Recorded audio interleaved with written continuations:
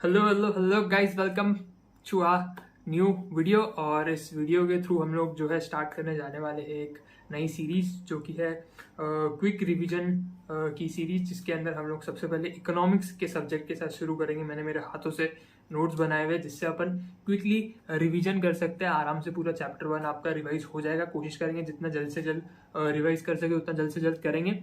सो अंत में मैं कुछ डिस्क्लेमर दे दूंगा इस वीडियो के बारे में, क्या है क्या नहीं, उसको स्टार्टिंग में नहीं रखते। स्टार्टिंग में तुरंत अपने रिवीजन के साथ स्टार्ट करते, लेकिन एंड तक जरूर से देखना और मेरे को बताना कि आपको इसका कमेंट सेक्शन में फायदा हो रहा है कि नहीं। ठीक है, तो यहाँ पर हम लोग शुरू कर रहे हैं सबसे पहले चैप्टर 1 की यूनिट 1 के साथ, जो कि इंट्रोडक्शन का यूनिट है, जिसके अंदर मैंने ये नोट्स को मतलब स्ट्रक्चर इस तरीके से प्रिपेयर किया है कि क्योंकि एमसीक्यू का पेपर है। ठीक है, तो एमसीक्यू के पेपर में अपने को पूरा ऐसे रटने की जरूरत नहीं है। बेसिक अपने को पता रहना चाहिए। अगर आपका रिवाइज अच्छे से हो चुका है और उसके बाद आप ये वीडियो को सुन रहे हो तो डेफिनेटली आपको ये वीडियो बहुत ज्यादा हेल्प करेगी सारी चीजें रिकॉल करने में। ठीक है, तो सबसे पहला पॉइंट जो कि हम यहाँ पे रिकॉल करेंगे, बाय द वे जब मैंने सीए फाउंडेशन मेरा दिया था तो उसमें मैंने ये नोट्स मैंने खुद अपने हाथों से लिखाए थे। एंड में मैं वो भी दिखा दूंगा। तो उसके बेसिस पे मैंने ये नोट्स बनाए हुए। ठीक है, तो economics was formerly known as political economy, ये तो सब जानते ही है। The wealth of nations was written by Adam Smith.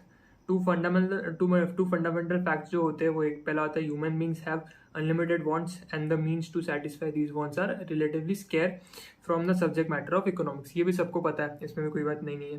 फिर उसके बाद आता है economics is the study of the process by which the relatively scarce resources are allocated to satisfy the competing unlimited wants of human beings in society. It is the study how we work together to transform the scarce resources into goods and service. ये basically एक हाथ point मेरे को लगा कि important होता है तो मैंने डाल दिया।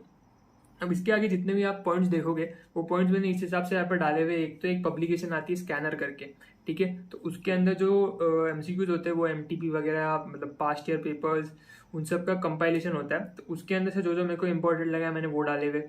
प्लस जो मैं जब रीड करता था मॉड्यूल तो उसके अंदर जो जो मेरे को इंपॉर्टेंट लाइंस लगते थे वो मैंने मार्क करके रखे थे और वही मैंने लिख के रखे थे। मैं जैसे बताया आपको एंड में वो भी दिखा दूंगा कि मैंने कैसे सब लिखा था अपने हाथ से, उसी को मैंने इसमें लेकर आया। तो ये सारे वो इंपॉर्टेंट पॉइंट्स है जो कि आप एक बार रिकॉल कर लेते हो, क्योंकि चैप्टर 1 में ऐसा कुछ खास है नहीं। अगर आप इतने पॉइंट्स भी देख लेते हो तो मेरे को नहीं लगता चैप्टर 1 को दोबारा आपको हाथ लगाने की जरूरत है। अगर आपने अच्छे से पहले रिवाइज कर रखा है, आपको पता है, तो आप उसी रिकॉल, ये जस्ट एक रिकॉल वाला पॉइंट यहाँ पे मैं क्लियर करवा रहा हूँ आपका।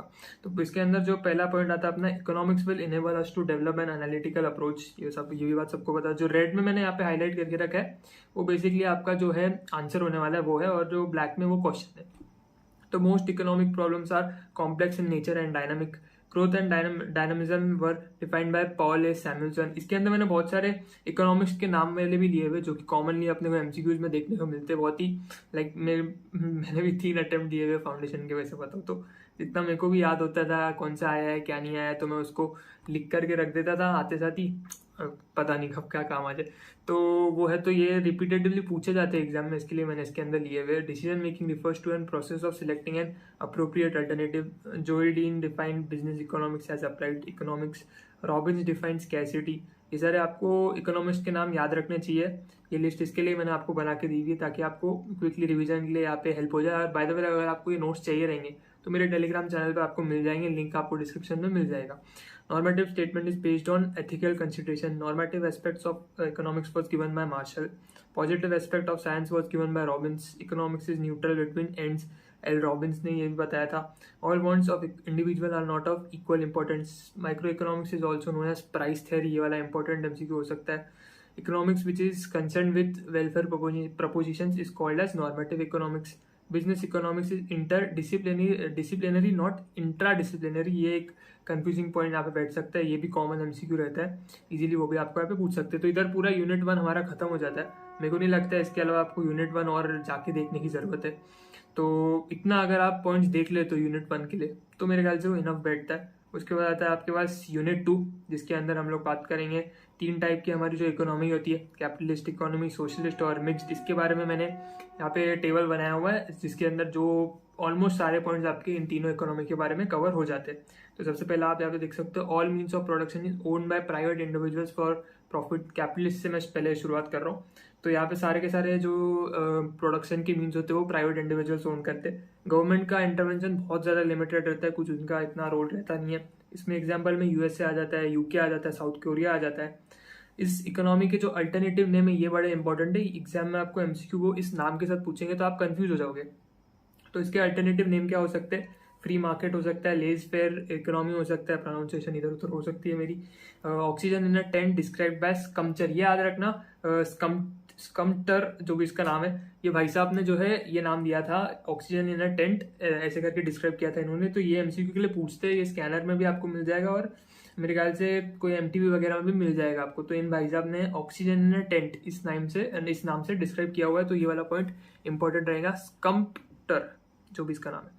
उसके बाद आ जाता है हमारा 5वां पॉइंट, ये आता है इट शोज फॉलोइंग कैरेक्टरिस्टिक। अगर आपको एक इकोनॉमी को कैपिटलिस्ट इकोनॉमी बोलना है तो ये सारे कैरेक्टरिस्ट उसके अंदर होने चाहिए। राइट टू प्राइवेट प्रॉपर्टी होगी, फिर आता है फ्रीडम ऑफ इकोनॉमिक चॉइस होगा, प्रॉफिट मोटिव भी होगा, कंज्यूमर सोवेरेनिटी भी होगी, कंपटीशन भी प्रेजेंट होगा और एब्सेंस ऑफ गवर्नमेंट इंटरवेंशन, जैसे मैंने बोला था कि गवर्नमेंट का इंटरवेंशन यहाँ पे नहीं होता है। उसके बाद इसके अंदर आते हैं मेरिट्स इसके क्या होंगे कैपिटलिस्ट इकोनॉमी के? तो सेल्फ रेगुलेटेड इकोनॉमी होती है, कोई भी यहाँ पे जो है कॉस्ट कलेक्शन की जरूरत नहीं होती और कोई भी मॉनेटरी पॉलिसी की जरूरत नहीं होती, प्रॉफिट मोटिव के लिए यहाँ पे सारा कुछ होता है, ग्रोथ बहुत ज़्यादा फास्ट होती है यहाँ पे, रिसोर्सेज काफ़ी ज़्यादा ऑप्टिमम वे से यूटिलाइज की जाते हैं और एफिशिएंसी भी बहुत ज़्यादा अच्छी होती है यहाँ पे। उसके अंदर आता है डिमेरिट्स आता है। इसके बाद डिमेरिट्स के अंदर अगर आप देखोगे तो इनइक्वालिटी होती है, प्रॉपर्टी राइट्स को ज़्यादा यहाँ पे जो है तवज्जो दिया जाता है ह्यूमन राइट्स से ज़्यादा, ह्यूमन राइट्स के मुकाबले, मतलब प्रॉपर्टी राइट्स को ज़्यादा सुपीरियर मानते हैं as compare to human rights. फिर आता है अपना एक्सप्लॉयटेशन ऑफ लेबर का बहुत ज़्यादा एक्सप्लॉयटेशन होता है। फिर यहाँ पे जो है कंज्यूमर सोवर्जिनिटी एक मिथ है, ऊपर हमने देखा था कि कंज्यूमर सोवर्जिनिटी रहती है, लेकिन यहाँ पे लोग बोल रहे हैं कि डिमेरिट है इसका, क्योंकि वो एक मिथ है, बच्चे एक बातों में है लेकिन रियलिटी में एग्जिस्ट नहीं करती है कंज्यूमर सोवर्जिनिटी। फिर आता है सर मेरिट गुड्स यहाँ पे बहुत ज़्यादा कम होते हैं, हार्मफुल गुड्स यहाँ पे बहुत ज़्यादा बनाए जाते हैं, इकोनॉमिक इंस्टेबिलिटी यहाँ पे बहुत ज़्यादा रहती है क्योंकि गवर्नमेंट का इंटरवेंशन नहीं रहता है और आप हार्मफुल गुड्स ज़्यादा बना रहे हो, मेरिट गुड्स बना नहीं रहे हो, तो फिर वो होएगा ही। उसके बाद आते हैं सर सोशलिस्ट इकोनॉमी के ऊपर में। सोशलिस्ट इकोनॉमी के अंदर क्या होता है, तो सारे के सारे जो मीन्स ऑफ प्रोडक्शन होते हैं वो एक कम्युनिटी ओन करती है जो कि रिप्रेजेंट करती है स्टेट को। फिर यहाँ पे एक इंपॉर्टेंट एमसीक्यू ये बैठता है कि कार्ल मार्क्स और फ्रेडरिक इंगल्स इन दोनों ने मिलकर के एक बुक लिखी थी, द इकोनॉमिक मैनिफेस्टो 1848। तो ईयर के साथ आपको याद रखना है, एमसीक्यू में वो आपको इधर भी घुमा सकते हैं क्योंकि एमसीक्यू है तो कुछ भी आ सकता है, कुछ अपन बोल नहीं सकते। फिर इसका एग्जाम्पल है यहाँ पे Vietnam, China, north Korea and Cuba. फिर इसके अल्टरनेटिव नेम है वो ये है कि कमांड इकोनॉमी भी इसको बोला जाता है और सेंट्रली प्लान्ड इकोनॉमी बोला जाता है। जो फेमस वर्ड है इसके लिए सेंट्रली प्लान्ड इकोनॉमी रहेगा, अक्सर इसको इस नाम से आप देख पाओगे एमसीक्यूज में, देखने को मिलता है अपने को। फिर आता है सर 5th पॉइंट, इसके अंदर कैरेक्टरिस्टिक्स क्या आएंगे सोशलिस्ट इकोनॉमी के लिए? तो यहाँ पे कलेक्टिव ओनरशिप होगी, इकोनॉमिक प्लानिंग भी बहुत ज़्यादा अच्छे से यहाँ पे हो जाती है। उसके बाद आता है रिलेटिवली इक्वल इनकम डिस्ट्रीब्यूशन होता है, minimum role of price mechanism और मार्केट फोर्स, जो हम लोग कैपिटलिस्ट इकोनॉमी देखते हैं कि जिसके अंदर मार्केट फोर्सेस से ही सारा कुछ चलाया जाता है, यानी कि डिमांड सप्लाई, उससे ही सारा कुछ होता है। तो यहाँ पे वो बहुत ज़्यादा उसका रोल मिनिमम होता है सोशलिस्ट में, तो जहाँ जो वहाँ पे मैक्सिमम था यहाँ पे मिनिमम चल रहा है। कंपटीशन भी यहाँ पे एब्सेंस होता है और मिक्स्ड के अंदर कैपिटलिस्ट के अंदर हम लोग देखते हैं कि कंपटीशन भी काफ़ी ज़्यादा हाई होता है, यहाँ पे कंपटीशन मिक्स्ड एब्सेंट होता है अपने सोशलिस्ट में। फिर आते हैं उसके ऊपर मेरिट के ऊपर इक्वल इनकम डिस्ट्रीब्यूशन होती है यहाँ पे। इसके बाद राइट टू फ्रीडम होता है, राइट टू प्राइवेट प्रॉपर्टी भी होती है, वहाँ पे भी राइट टू प्राइवेट प्रॉपर्टी थी, लेकिन वहाँ पे ये पॉइंट था कैपिटलिस्ट के अंदर कि भाई प्राइवेट प्रॉपर्टी को ज़्यादा वो लोग ये देते हैं, प्रेफरेंस देते हैं ओवर योर ह्यूमन राइट्स, तो वहाँ पे ज़्यादा उनको ये दिया जाता है, प्रेफरेंस दिया जाता है। उसके बाद है मैक्स ऑटोनॉमी एंड फ्रीडम यहाँ पे ऊपर भी पॉइंट देखा है, यहाँ पे भी नीचे भी पॉइंट देख रहे हैं, सेम पॉइंट रिपीट हुआ है। यहाँ पे विलिंग टू टेक रिस्क, यहाँ पे जो लोग होते हैं यहाँ पे विलिंग होते हैं रिस्क लेने के लिए। उसके बाद आते हैं डिमेरिट्स के ऊपर। डिमेरिट्स के अंदर करप्शन बहुत ज़्यादा होता है, रेड टेपिज्म भी बहुत ज़्यादा होता है, फेवरेटिज्म भी बहुत ज़्यादा होता है, यहाँ पे कोई भी नेसेसरी इंसेंटिव्स वगैरह नहीं दिए जाते और सोशियो मोनोपोली होती है। और उसके बाद लिमिटेड चॉइसेस आपके पास अवेलेबल होते हैं। यहाँ पे हमारा जो है दूसरा यहाँ पे खत्म होता है सोशलिस्ट इकोनॉमी, दूसरी इकोनॉमी हमने खत्म कर लिया। तीसरी मिक्स्ड इकोनॉमी आती है, इसके अंदर ज़्यादा कुछ खास पॉइंट्स है नहीं और इसके अंदर पहला पॉइंट ये बनता है कि हियर एग्जिस्ट 3 इंडस्ट्री, 3 इंडस्ट्रीज होती है, प्राइवेट होती है, पब्लिक होती है और इनका कंबाइंड भी यहाँ पे होता है। मेरिट्स इसके अंदर ये बनते हैं कि इसका कोई अल्टरनेट नाम वगैरह कुछ ऐसा है नहीं, नाम ही मिक्स है तो यार अभी क्या इसके अल्टरनेटिव नाम बताएंगे। बट मेरिट्स के अंदर इसके अंदर ये बैठते हैं कि इकोनॉमिक फ्रीडम होता है, अगेन सोशलिस्ट और इसके बीच में, मतलब सोशलिस्ट और कैपिटलिस्ट में जितने पॉइंट हमने देखे हुए यहाँ पे कॉमनली यहाँ पे रिपीट होंगे। तो इकोनॉमिक फ्रीडम यहाँ पे होता है, प्राइवेट प्रॉपर्टी भी यहाँ पे रहता है, लेकिन यहाँ पे नहीं होता कि ऐसा किसको ज़्यादा प्रेफरेंस वगैरह दिया जाता है, इक्वल रहता है, बैलेंस बना हुआ रहता है। फिर आता है price mechanism and competition forces. उसके बाद कंज्यूमर सोवर्जिनिटी भी होती है, अप्रोप्रिएट इंसेंटिव्स भी मिलते हैं यहाँ पे, इकोनॉमिक प्लानिंग भी बहुत अच्छे से हो जाती है, मतलब ठीक ठाक हो जाती है। नीचे इसके डेमेरिट में हम लोग देखेंगे कि भाई प्लानिंग अच्छे से एग्जीक्यूशन नहीं हो पाता है, मतलब इम्प्लीमेंटेशन नहीं हो पाता है प्लानिंग का। बना अच्छे से देते हैं ये लोग, फॉर्मेशन अच्छे से हो जाता है, लेकिन इम्प्लीमेंटेशन है जो अच्छे से नहीं हो पाता प्लानिंग का। इक्वलिटी यहाँ पे भी आपको देखने को मिल जाती है। उसके बाद इसके डेमेरिट्स देखें तो पुअर इम्प्लीमेंटेशन ऑफ प्लानिंग होता है, हाई टैक्स रेट्स होते हैं, लैक ऑफ एफिशिएंसी होता है, करप्शन यहाँ पे हमको देखने को बहुत ज़्यादा मिलता है, रिसोर्सेज का वेस्टेज भी अच्छा खासा होता है, और अनड्यू डिलेस होते हैं हमारे इकोनॉमिक डिसीजंस में। तो जानते हैं, और इसके एग्जाम्पल में हम लोग इंडिया को ही ले सकते हैं। ठीक है, तो यहाँ पे आपके पूरे जितने भी मैंने पॉइंट्स बनते थे चैप्टर 1 के वो पूरे समराइज करके डाल दिए इसके अंदर। ये नोट्स अगेन मैं आपको रिपीट कर देता हूँ, अगर आपको चाहिए होंगे तो मेरे टेलीग्राम चैनल पे आपको मिल जाएंगे, डिस्क्रिप्शन में उसका लिंक अवेलेबल है। अगर आपको ये नोट्स पसंद आए रहेंगे, और अगर आपको ये शॉर्ट वीडियो अगर आपको आपके चैप्टर 1 का इकोनॉमिक्स का पसंद आया रहेगा, तो जरूर इस वीडियो को लाइक करना और शेयर भी करना अपने दोस्तों के साथ में, और सब्सक्राइब करना बिल्कुल भी भूलना मत चैनल को हमारे। और इसके बाद हम लोग चैप्टर 2 का भी रिवीजन लेकर आएंगे। ऐसे जितने आपके चैप्टर, सारे चैप्टर्स का मैं क्विकली शॉर्ट समराइज नोट्स के साथ रिवीजन आपके लिए लाने की पूरी कोशिश करूंगा। जरूर कमेंट में मेरे को बताना ये आपके लिए हेल्पफुल है कि नहीं। और जो मैं डिस्क्लेमर में देना चाहता था वो यही था कि भाई अगर आप लोगों ने अच्छे से रिवीजन कर लिया और आपको ऐसा लग रहा है कि भाई मैं अकाउंट्स कर रहा हूँ, मैथ्स कर रहा हूँ, बीच में थोड़ा सा इकोनॉमिक्स भूल रहा हूँ, थोड़े से पॉइंट मेरे को रिकॉल करने के लिए फिर से मॉड्यूल घुमाने के लिए इच्छा नहीं होती है, तो ये नोट्स को आप रेफर कर सकते हो, ये वीडियो को आप रेफर कर सकते हो। वो एकदम शॉर्ट टाइम में आपको सारे पॉइंट्स रिकॉल करवा देंगे। और इतना मैं गारंटी के साथ बोल सकता हूँ भाई चैप्टर 1 में तो इसके अलावा आपको कुछ देखने की जरूरत नहीं है। अगर आपका अच्छे से रिवीजन हो चुका है, आप अकाउंट्स करो, मैथ्स करो, लॉ करो, आगे मैं लॉ की सीरीज भी लेकर आने वाला हूँ आप लोगों के लिए ऐसी समराइज करके। तो जरूर बहुत सारे मेरे प्लान्स रहेंगे, जरूर मैं आपके साथ जुड़ा हुआ रहूंगा। टेलीग्राम चैनल को ज्वाइन करना बिल्कुल मत भूलना, सब्सक्राइब करना, एंड कोई भी आपको डाउट हो कमेंट सेक्शन में आप बोल सकते हो। मिलता हूँ आपसे अगली वीडियो में, थैंक यू। तो भाई जैसे कि मैं आपको बता रहा था, कुछ ऐसे मैंने नोट्स बनाए हुए थे जब मैं फाउंडेशन की तैयारी कर रहा था। ये देख सकते हो ऐसे कुछ ऐसे नोट्स बनाए थे मैंने रिटर्न, ये देख सकते हो ऐसे। तो एकदम ऐसे रफली मैंने मेरे लिए बनाए थे, तो मैंने सोचा कि क्यों ना इसको फेयर करके आप लोगों के लिए भी कोई अच्छी वीडियो बनाई जाए, तो ऐसे हमने बनाए हुए। So hello guys, welcome back. एक बार फिर से स्वागत है आप सबका हमारे इस क्विक रिवीजन सीरीज में। एंड इस बार हम इस वीडियो के अंदर इकोनॉमिक्स का चैप्टर नंबर 2 पूरा का पूरा कवर करने वाले हैं। एंड बिना किसी देरी के शुरुआत करता हूँ मैं मेरे चैप्टर 2 के साथ। जैसे कि आप स्क्रीन पे देख सकते हो, नोट्स तो आपके सामने है ही, और आप भी नोट्स साथ में खोल के बैठ सकते हो। सो यहाँ पे हम लोग जो है चैप्टर 2 को पूरा का पूरा यहाँ पे कवर करने वाले हैं। टारगेट रहेगा कि 10 से 15 मिनट में पूरे चैप्टर 2 को कवर कर ले। 3 यूनिट इसके अंदर होंगे, तीनों यूनिट्स के मैंने नोट्स यहाँ पे बनाए हुए, खुद से बनाए हुए मैंने, तो आपको ये नोट्स मिल जाएंगे, पता है आपको कहाँ। ठीक है, सो यहाँ पे हम लोग चालू करते हैं यूनिट 1 के साथ में। यूनिट 1 का नाम है law of demand and elasticity of demand. यहाँ पे हम लोग मैं पहले एक बार डिस्क्लेमर दे देता हूँ, ये जो नोट्स है मैंने खुद से बनाए हुए जब मैं मेरी फाउंडेशन की प्रिपरेशन कर रहा था। तो जो जो मेरे को इंपॉर्टेंट पॉइंट्स लगते थे, जो जो मेरे को इंपॉर्टेंट एमसीक्यू लगते थे, वो मैंने यहाँ पे कवर किए हुए हैं। सो यहाँ पे मैं शुरुआत कर रहा हूँ। Demand for commodity is inversely related to its price, सबको पता है। This is because of income and substitution effect. ये जो होता है ये इनकम एंड सब्सटीट्यूशन इफेक्ट की वजह से होता है। फिर आता है इंफीरियर गुड्स। इंफीरियर गुड्स का मतलब क्या होता है? ये वो गुड्स होते हैं for which the quantity demanded rises only up to a certain level of income, यानी कि जिस एक सर्टेन लेवल ऑफ इनकम तक ही इसकी हम डिमांड करेंगे, उसके बियॉन्ड हम इसकी डिमांड नहीं करेंगे। And decreases with N increase in money income beyond this level. उस लेवल के बियॉन्ड अगर हमारा इनकम होता है तो हम लोग उसकी डिमांड नहीं करेंगे। ये होते हैं इंफीरियर गुड्स। इसके अंदर एग्जांपल्स में आप देख सकते हो food grains, fuel, cooking oil, necessary clothing, ये सारे चीजें आ जाते हैं। फिर उसके बाद आते हैं हम लोग एक्सटर्नल इफेक्ट्स ऑफ यूटिलिटी। हमारे यूटिलिटी के एक्सटर्नल इफेक्ट्स क्या होते हैं?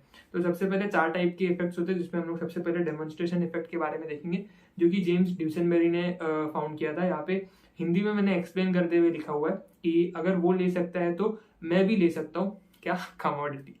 ठीक है, तो ये डेमोन्स्ट्रेशन इफेक्ट हो गया। फिर आता है बैंडवैगन इफेक्ट। बैंडवैगन इफेक्ट में सिंपल है, कुछ नहीं, यहाँ पे फैशनेबल चीजें यहाँ पे हम लोग डिमांड करते हैं। जैसे कि बेसिकली अगर टॉर्न जीन्स हो गई, फटी हुई जीन्स, अगर उसका डिमांड है तो मेरे को भी वो चाहिए, क्योंकि फैशन चल रहा है, तो मेरे को उसका डिमांड करना है। तो बेसिकली यहाँ पे ये हो गया बैंडवैगन इफेक्ट, जो कि फैशनेबल चीजें वगैरह, ज्वेलरी वगैरह, मतलब ज्वेलरी बेसिकली देखा जाए तो वेबलन इफेक्ट के अंदर आती है, लेकिन जो सस्ती ज्वेलरी नहीं आती, आर्टिफिशियल वगैरह, अगर उसका ट्रेंड चल रहा है तो फिर वो फिर बैंडवैगन में आ जाएगा।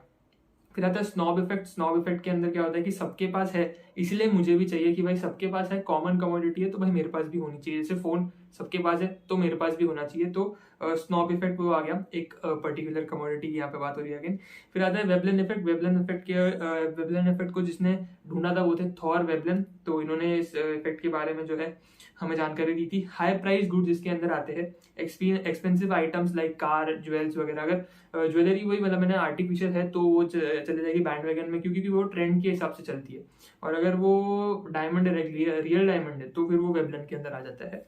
ये बात अपने को समझनी थी। फिर उसके बाद demand curve can be straight, linear और कर्वी लीनियर। थोड़ा सा प्रोनाउंसिएशन में इधर हो सकता है, इग्नोर करना, ठीक है। फिर आता है consumer is at equilibrium when marginal utility is equal to its price. जब मार्जिनल यूटिलिटी उसके प्राइस के बराबर हो जाएगी तब हमारा कंज्यूमर इक्विलिब्रियम में होता है, कॉमन सी बात है। उसके बाद आता है rationality of law of demand. सबसे पहले आता है price effect of a fall in price. ये दो चीजों की वजह से हमारा जो प्राइस इफेक्ट होता है वो होता है, एक तो सब्स्टिट्यूशन इफेक्ट की वजह से, दूसरा होता है इनकम इफेक्ट की वजह से। फिर आता है utility maximising behaviour, arrival of new customers, different use, ये मतलब rational of law of demand है हमारे। फिर आता है exceptions to law of demand. तो एक्सेप्शंस क्या क्या पढ़ते हैं, तो conspicuous goods, given goods, future expectations about prices, incomplete information and irrational behaviour, demand for necessary, speculative goods. ये सारे हमारे एक्सेप्शंस होते हैं हमारे लॉ ऑफ डिमांड को।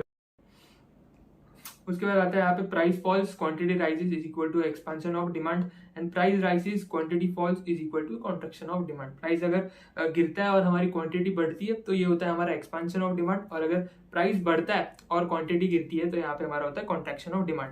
उसके बाद आ जाते हैं हम लोग अगले पॉइंट की तरफ, जो कि बोलता है a movement along the demand curve indicates the changes in the quantity demanded because of price changes and other things remaining constant. यहाँ पे मैंने बेसिकली मूवमेंट और शिफ्ट का पॉइंट कवर करने की कोशिश की, बिकॉज एमसीक्यू में कभी कभार आता है। तो जब मैं मेरे नोट्स बना रहा था तो मेरे को थोड़ा सा कंफ्यूजन होता था, भाई मूवमेंट क्या हो रहा है, शिफ्ट क्या हो रहा है। तो उसको समझने के लिए मैंने मूवमेंट और शिफ्ट का पॉइंट अलग से कवर कर लिया है। इतना मेरे को नहीं लगता है अभी इंपॉर्टेंट है, क्योंकि मतलब समझ गया मेरे को, लेकिन तब नहीं समझता था तो मैंने सोचा भाई लिख लेते। और जैसे तुमको पता है मैं लिख के सर निकाल के फेयर बना रहा हूँ नोट्स, तो यहाँ पे मैंने पॉइंट नोट किया था। इसको अगर किसको डाउट आता है इसके अंदर, ठीक है, अगर किसको डाउट नहीं आता, मूवमेंट और शिफ्ट क्लियर है तो भाई आप स्किप भी कर सकते हो। तो शिफ्ट का जैसे यहाँ पे आता है, shift of the demand curve indicates that there is a change in demand at each possible price because of one और more other factors such as income हो गया, टेस्ट हो गया, या फिर प्राइस ऑफ अदर गुड्स हो गया, वो चेंज हो गए रहेंगे, जिसकी वजह से हमारा जो है शिफ्ट आ गया, जो कि हमारे डिमांड है उसके अंदर चेंज आ गया, तो फिर हम बोलते हैं कि शिफ्ट आ जाए। तो बेसिकली देखिए, जब ये सारी चीजें हमारे इनकम, टेस्ट, प्राइसेस वगैरह ये सब जब चेंज हो जाते हैं और उसकी वजह से डिमांड चेंज होती है तो उसको हम शिफ्ट बोलते हैं, अदर देन वो फिर मूवमेंट में आ जाता है। अदर जब बाकी सारी चीजें जब हमारी कांस्टेंट रहती है।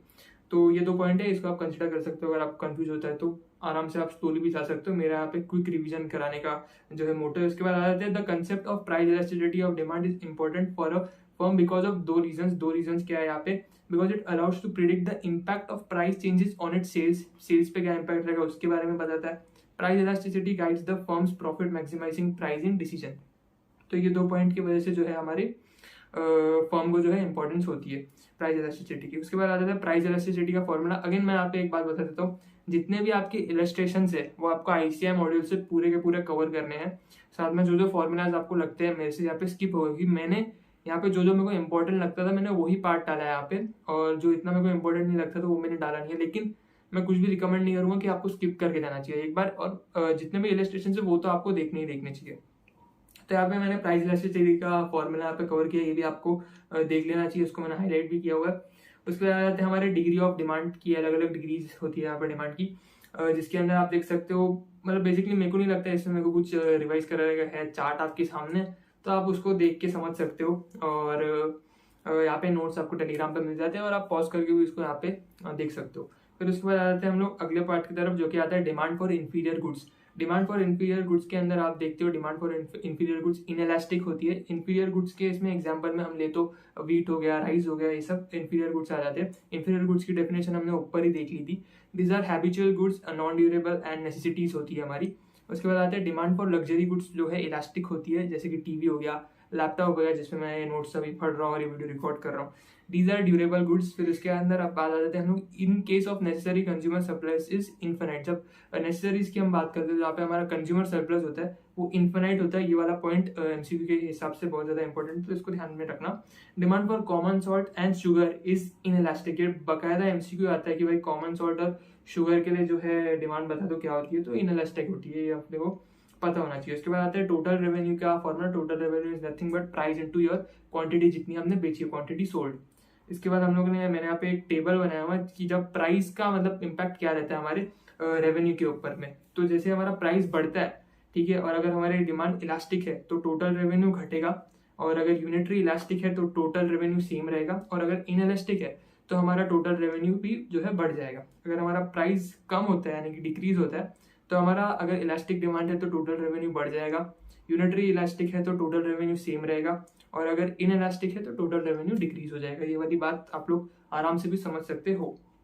उसके बाद आता है movement along the demand curve is best described as a change in quantity demanded. तो ये वाली बात भी इंपॉर्टेंट रहेगी। फिर आता है इलास्टिसिटी ऑफ इनकम का फॉर्मूला भी आप देख सकते हो। फॉर्मूला वगैरह मैं इतना पढ़ नहीं रहा हूँ बिकॉज वो आप लोग खुद से देख सकते हो, मैंने अपना नोट्स में उसको इंक्लूड किया हुआ है। नॉर्मल गुड है, और नॉर्मल गुड की आप इनकम इलास्टिसिटी देखना चाहोगे वो पॉजिटिव होती है, एंड प्राइस इलास्टिसिटी उसकी जो है नेगेटिव होती है। तो इनकम इलास्टिसिटी नॉर्मल गुड की पॉजिटिव होती है एंड प्राइस इलास्टिसिटी नेगेटिव होती है।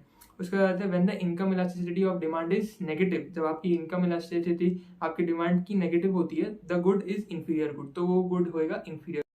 उसके बाद आता है अगले पॉइंट की तरफ पे, income elasticity of luxury goods is unitary elastic. In case of a substitute goods, the cross demand curve slopes upward, that is positively slope. Upward positive होता है, downward negative होता है।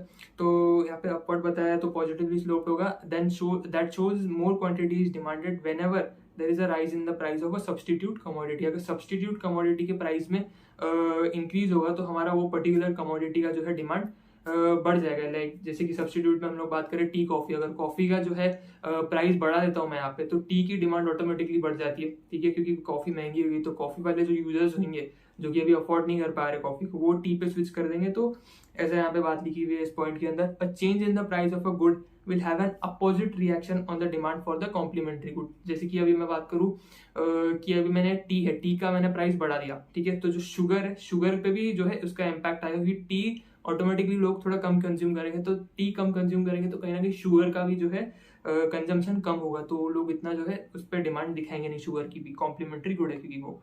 फिर आ जाते हैं when two goods X and Y are substitutes the cross elasticity of demand is positive. ये वाला इंपॉर्टेंट एमसीक्यू हो सकता है कि भाई अगर दो गुड्स सब्स्टिट्यूट है तो उसकी जो क्रॉस इलास्टिसिटी होगी वो जो होगी पॉजिटिव होगी। तो यहाँ पे अगले पार्ट पे हम लोग आ जाते हैं, अगर हमारा दो गुड्स अगर परफेक्ट सब्स्टिट्यूट्स है तो उनके क्रॉस इलास्टिसिटी इन्फिनाइट होगी। अगर वो क्लोज सब्स्टिट्यूट्स है टू गुड्स तो उनकी cross elasticity positive and large होगी, और अगर वो नॉट क्लोज सब्स्टिट्यूट्स है तो उनकी cross elasticity small and positive and small होगी। और अगर वो टोटली अनरिलेटेड गुड्स है, दो गुड्स जिनको हम लोग सब्स्टिट्यूट बोल रहे हैं, मतलब वो सब्स्टिट्यूट होंगे ही नहीं, अगर वो टोटली अनरिलेटेड है तो उनकी क्रॉस इलास्टिसिटी जीरो होगी। ये बात हमको जो है यहाँ पे समझनी पड़ेगी। उसके बाद आ जाते हैं when two goods are complementary, जैसे कि टी एंड शुगर हो गया, to each other the cross elasticity between them is negative. तो याद रखना कॉम्प्लीमेंट्री गुड्स है अगर दो गुड्स, और उनके बीच की जो क्रॉस इलास्टिसिटी होगी वो हमेशा नेगेटिव होगी, जैसे कि टी एंड शुगर हो गया। उसके बाद हम लोग आ जाते हैं, अगर हमारे दो गुड्स एक वीक कॉम्प्लीमेंट है, अभी कॉम्प्लीमेंट की हम लोग बात करेंगे यहाँ पे, तो अगर एक वीक कॉम्प्लीमेंट है तो उनकी cross elasticity slightly below zero होगी, और अगर वो स्ट्रॉन्ग कॉम्प्लीमेंट है तो उनकी क्रॉस इलास्टिसिटी नेगेटिव और बहुत ज्यादा हाई होगी। Advertising elasticity of demand is typically positive. ये हमारा एक आखिरी पॉइंट यहाँ पे रहेगा। इसी के साथ हमारा यूनिट 1 पूरा का पूरा खत्म हो जाता है। अभी हम लोग यूनिट 2 के साथ जो है शुरुआत करने वाले हैं, theory of consumer behaviour. The necessaries for life are things necessary to meet the minimum physiological needs for the maintenance of life, such as minimum amount of food, clothing, shelter. फिर उसके बाद आता है nourishing food, adequate clothing, clean water, comfortable dwelling, education, etcetera are necessaries for efficiency. ये बात याद रखना कि ये जितने भी पार्ट हम लोग ने देखे कि नरिशिंग फूड हो गया, एडिक्वेट क्लोथिंग हो गया, ठीक है, एजुकेशन हो गई, उसके बाद ये जितने भी चीज़ें ये नेसेसरी है, लेकिन ये हमारी एफिशिएंसी के लिए नेसेसरी है, और बाकी जो हमारे नॉर्मल फिजियोलॉजिकल नीड्स है उसको मैच कर अपना मेंटेन करने के लिए हमारा जो है minimum amount of food, clothing, shelter वो उसके अंदर आ जाएगा। फिर आता है conventional necessaries arises either due to pressure of habit or social customs and conventions, they are not necessary for existence or efficiency. जो भी कन्वेंशन नेसेसरीज होती है इसके बारे में यहाँ पे हमने बात किया हुआ है। उसके बाद आते हैं कुछ कंफर्ट के एग्जाम्पल्स हम लोग यहाँ पे देखेंगे, तो tasty food, wholesome food, good house, labour saving equipment, ये सारे आपके जो है कंफर्ट्स के एग्जांपल्स के अंदर हम कवर करेंगे। उसके बाद यहाँ पे टोटल यूटिलिटी और मार्जिनल यूटिलिटी के रिगार्डिंग यहाँ पे कुछ फॉर्मूलाज मैंने यहाँ पे कवर किए, ये आप आपकी साइड से देख सकते हो। इंपॉर्टेंट है इसलिए मैंने प्रॉपर हाईलाइट करके यहाँ पे रखा हुआ है। अब मैं अगर खुद से यहाँ पे रिपीट करूंगा तो उसमें कुछ मेरे को नहीं लगता वैल्यू एडिशन होगा।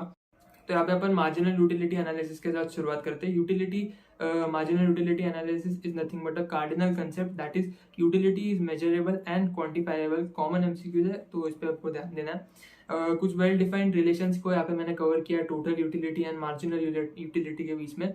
Total utility rises as long as MU is positive but at a diminishing rate. याद रखना टोटल यूटिलिटी बढ़ेगा जब तक आपका MU पॉजिटिव है, बट ये बढ़ेगा एक डिमिनिशिंग रेट पे, because MU is diminishing and falling. MU is diminishing through out, आपका MU थ्रू आउट डिमिनिश करेगा। व्हेन MU इज जीरो, जब आपका मार्जिनल यूटिलिटी जीरो हो जाएगा, आपका टोटल यूटिलिटी मैक्सिमम पे रहेगा। ये काफी एक कॉमन MCQ बन सकता है कि भाई जब आपका मार्जिनल यूटिलिटी जीरो पे है तो आपका टोटल यूटिलिटी मैक्सिमम पे होगा, जिसको हम लोग सैटिएशन पॉइंट भी बोलते हैं। और जब आपका MU नेगेटिव हो जाता है तो आपका TU जो है डिमिनिश करता है, ये बात कॉमन है। उसके बाद आता है MU is the rate of change of TU और it is the slope of TU curve. आपका MU को हम लोग बोल सकते हैं भाई ये rate of change of TU है या फिर ये स्लोप ऑफ TU कर्व है। MU can be positive, negative और जीरो। आपका जो मार्जिनल यूटिलिटी है वो पॉजिटिव भी हो सकता है, नेगेटिव भी हो सकता है, जीरो भी हो सकता है। उसके बाद आगे आ जाते हैं हम लोग। आगे आने के बाद यहाँ पे दो मैंने चार्ट्स कवर किए हुए। एक तो सबसे पहला assumptions of law of diminishing marginal utility की। आपकी assumption क्या है लॉ ऑफ DMU के, जिसमें सबसे पहला आता है rational consumer, independent utility, same quality, standard quantity. उसके बाद आता है कंटिन्यूस कंजम्पशन, कार्डिनल मेजरेबिलिटी, ऊपर भी हमने देखा कि एक कार्डिनल कंसेप्ट है। उसके बाद हम लोग देखते हैं constant MU of money, marginal utility of money भी कांस्टेंट होगा यहाँ पे, फिक्स्ड इनकम एंड प्राइसेस। उसके बाद हम लोग आ जाते हैं exceptions of diminishing marginal utility. सबसे पहले एक्सेप्शन में आ जाता है आपका marginal utility of money, rare और antique collection, abnormal state of mind, habitual और एडिक्टिव गुड्स। उसके बाद आता है एक्सपेंसिव एंड ड्यूरेबल कमोडिटी। उसके बाद इनहोमोजेनियस यूनिट्स ऑफ कमोडिटी, यानी कि जो स्टैंडर्ड नहीं है, कंटिन्यूस सेम नहीं है। उसके बाद आता है चेंज इन कंज्यूमर टेस्ट और preferences, change in consumers income, consumption at different time periods. ये सारे आपके जो है एक्सेप्शंस हो जाएंगे DMU के। उसके बाद आता है consumer will be in equilibrium when MU of the good is equal to its price. जब आपका मार्जिनल यूटिलिटी आपके प्राइस के बराबर होगा तो आपका कंज्यूमर इक्विलिब्रियम में होगा। फिर आता है marginal utility curve is downward sloping. ये बात याद रखना कि आपका जो मार्जिनल यूटिलिटी कर्व है हमेशा डाउनवर्ड स्लोपिंग होगा। उसके बाद आ जाते हैं कंज्यूमर सरप्लस। क्या होता है? तो consumer surplus is nothing but what a consumer is ready to pay minus what he actually pays. उसके बाद आ जाते हैं इंडिफरेंस कर्व एनालिसिस के ऊपर में। Indifference curve analysis is nothing but the ordinal based concept. याद रखना मार्जिनल यूटिलिटी एनालिसिस जो है कार्डिनल है and indifference curve analysis is ordinal. उसके बाद आता है also known as consumer preference approach, iso utility curve और equal utility curve. If an indifference curve is L-shaped, याद रखना ये इंपॉर्टेंट पॉइंट है बहुत ज्यादा। If an indifference curve is L-shaped, then two goods will be perfectly complementary goods। ये अगर आपके आपका जो इंडिफरेंस कर्व L-shaped है तो आपके जो दो गुड्स रहेंगे वो आपके परफेक्टली कॉम्प्लीमेंट्री गुड्स रहेंगे। उसके बाद आपका आता है अजम्पशन ऑफ इंडिफरेंस कर्व कि भाई आपका अजम्पशन क्या रहेगा इंडिफरेंस कर्व का। तो दो कमोडिटी रहेगी, कंज्यूमर आपका रैशनल रहेगा, diminishing marginal rate of substitution होगा, ऑर्डिनल यूटिलिटी होगी, नॉन सैटिएटी होगी एंड ट्रांजिटिविटी होगी। ठीक है, तो ये आपके अजम्पशंस होंगे इंडिफरेंस कर्व के। उसके बाद हमारा यहाँ पे चालू होगा यूनिट 3, इसी के साथ यूनिट 2 हमारा खत्म होता है और हम स्टार्ट कर रहे हैं यूनिट 3। फिर आज यूनिट 3 के अंदर सबसे पहला पॉइंट आता है supply is a flow concept. Supply का यूनिट हम लोग स्टार्ट कर रहे हैं। तो supply is a flow concept. Supply को जो है दोनों चीजों की जरूरत होती है, एक तो होता है विलिंगनेस एंड दूसरा होता है एबिलिटी टू सप्लाई। उसके बाद आता है डिटर्मिनेंट्स ऑफ सप्लाई। सप्लाई के डिटर्मिनेंट्स क्या क्या है? तो सबसे पहले price of the product, price of the related goods, फिर आता है price of input, technology, government policy, industry size, future expectations and number of sellers आपके डिटर्मिनेंट्स हो जाएंगे आपके सप्लाई के। अ change in price will cause movement in the supply curve. A change in any variable other than own price will cause a shift in supply curve. Indifference curve is convex to the origin due to falling MRS। तो आपका falling MRS की वजह से आपका जो indifference curve होता है वो कॉन्वेक्स होता है आपके ओरिजिन से। When two goods are perfect substitute for each other, then MRS is constant. Microeconomics is also called as price theory। Price theory आपको जो है माइक्रो इकोनॉमिक्स को आप बोलते हो। कॉमन MCQ इसके लिए मैंने उसको यहाँ पे कवर किया हुआ है। उसके बाद यहाँ पे आपका डिग्री ऑफ सप्लाई आता है। जो कि आप डेफिनेटली पॉज करके यहाँ से देख सकते हो या फिर नोट से आप देख सकते हो। इसी के साथ हमारा यहाँ पे जो पूरा का पूरा यहाँ पे चैप्टर 2 है वो मैंने कवर करवा के ले लिया है। यहाँ पे विद इन 20 मिनट्स के अंदर हम लोगों ने पूरा यहाँ पे काम कंप्लीट कर लिया हमारे चैप्टर 2 का। आई होप आपको ये वीडियो पसंद आया रहेगा, और ये नोट्स अगर आपको चाहिए आपके रेफरेंस के लिए तो आप मेरे टेलीग्राम चैनल से ले सकते हो, फ्री ऑफ कॉस्ट यहाँ पे अवेलेबल है आपके लिए नोट्स, जिसका लिंक आपको डिस्क्रिप्शन में मिल जाएगा। और इस पीडीएफ में भी आप जो है देख सकते हो कि मैंने सारे लिंक्स वगैरह डाले हुए, तो अगर आपके हाथ में पीडीएफ आता है, ठीक है, तो आप किसी को शेयर करोगे तो सारे लिंक्स भी उसके साथ ही शेयर हो जाएंगे, तो टेंशन लेने की आपको कोई बात नहीं है। जरूर इस वीडियो को आप लाइक करना अगर आपको पसंद आया रहेगा, तो कोई भी अगर आपका फीडबैक रहेगा तो कमेंट सेक्शन में आपको डाल सकते हो। शेयर करना अपने दोस्तों के साथ इस वीडियो को, एंड मैं मिलता हूँ आपसे अगले वीडियो में चैप्टर 3 के रिविजन के साथ में। तब तक के लिए इस नोट्स का पूरा पूरा बेनिफिट लेना, और कमेंट जरूर करना, और नए आए रहोगे चैनल पर तो सब्सक्राइब जरूर करना, मेरे को बताना कि आपको ये रिविजन वीडियो हेल्प हो रहा है कि नहीं इससे, ठीक है। Bye and take care. चलो गाइज, वेलकम बैक। एक बार फिर से स्वागत है आप सबका हमारे इस क्विक रिवीजन सीरीज के लेक्चर नंबर 3 के अंदर में, जिसके अंदर हम लोग चैप्टर नंबर 3 पूरा का पूरा आपके इकोनॉमिक्स का कवर करने वाले हैं। तो बस आपको इसके लिए कुछ नहीं करना है, नोट्स टेलीग्राम चैनल से जाके टेलीग्राम चैनल को ज्वाइन करके नोट्स डाउनलोड कर लेने हैं, और यहाँ पर आपको बैठ जाना है इस रिवीजन लेक्चर के अंदर में। तो बिना किसी देरी के हम लोग जो है यहाँ पे स्ट्रेट अवे चालू करेंगे हमारे चैप्टर 3 के साथ में। और चैप्टर 3 के अंदर सबसे पहले हम लोग 2 यूनिट्स होते हैं, तो यूनिट 1 को कवर करेंगे, थ्योरी ऑफ प्रोडक्शन, जिसके अंदर हम लोग production means to utilise resources. 4 अपने रिसोर्सेज होते हैं, एक अपना मैन, मटेरियल, कैपिटल, टाइम। उसके बाद आ जाता है हमारा objective of production is to satisfy the demand of such transformed resources. जो ऊपर रिसोर्सेज है हम उनके डिमांड को जो है सेटिस्फाई करना चाहते हैं, ये हमारा ऑब्जेक्टिव है प्रोडक्शन का। उसके बाद हम लोग आ जाते हैं फैक्टर्स ऑफ प्रोडक्शन के अंदर में। फैक्टर्स ऑफ प्रोडक्शन हमारे जो है 4 होते हैं, जिसमें सबसे पहला आता है लैंड। एंड लैंड के बारे में यहाँ पे मैंने पॉइंट्स लिख के रखे जो हमारे लिए इंपॉर्टेंट होते हैं एमसीक्यू के पॉइंट्स से। सबसे पहला आता है land is a free gift, supply of land is fixed, land is permanent and has indestructible powers, it is a passive factor, immobile होती है लैंड, has multiple uses और heterogeneous होती है, मतलब कि कोई भी 2 पीस ऑफ लैंड सेम नहीं होंगे। उसके बाद आते हैं हम लोग लेबर के ऊपर में। लेबर के अंदर हम लोग देखते हैं ह्यूमन एफर्ट होता है, पेरिशेबल होता है, एक्टिव फैक्टर होता है, इनसेपरेबल है, पावर उसकी डिफर करेगी। अभी एक लेबर है किसी अलग पावर के, अपने अलग पावर के साथ काम करेगा, दूसरा लेबर अपनी अलग पावर के साथ काम करेगा। ऑल में not be productive, poor bargaining power होती है, मोबाइल होते हैं लेबर, और आप उनको इधर से उधर लेकर जाके काम करवा सकते हो। Choice of hours of labour and leisure उनके पास रहता है कि कब वो काम करना चाहते हैं, उनके ऊपर ऑप्शन रहता है, और कब वो आराम करना चाहते हैं वो उनके ऊपर होता है।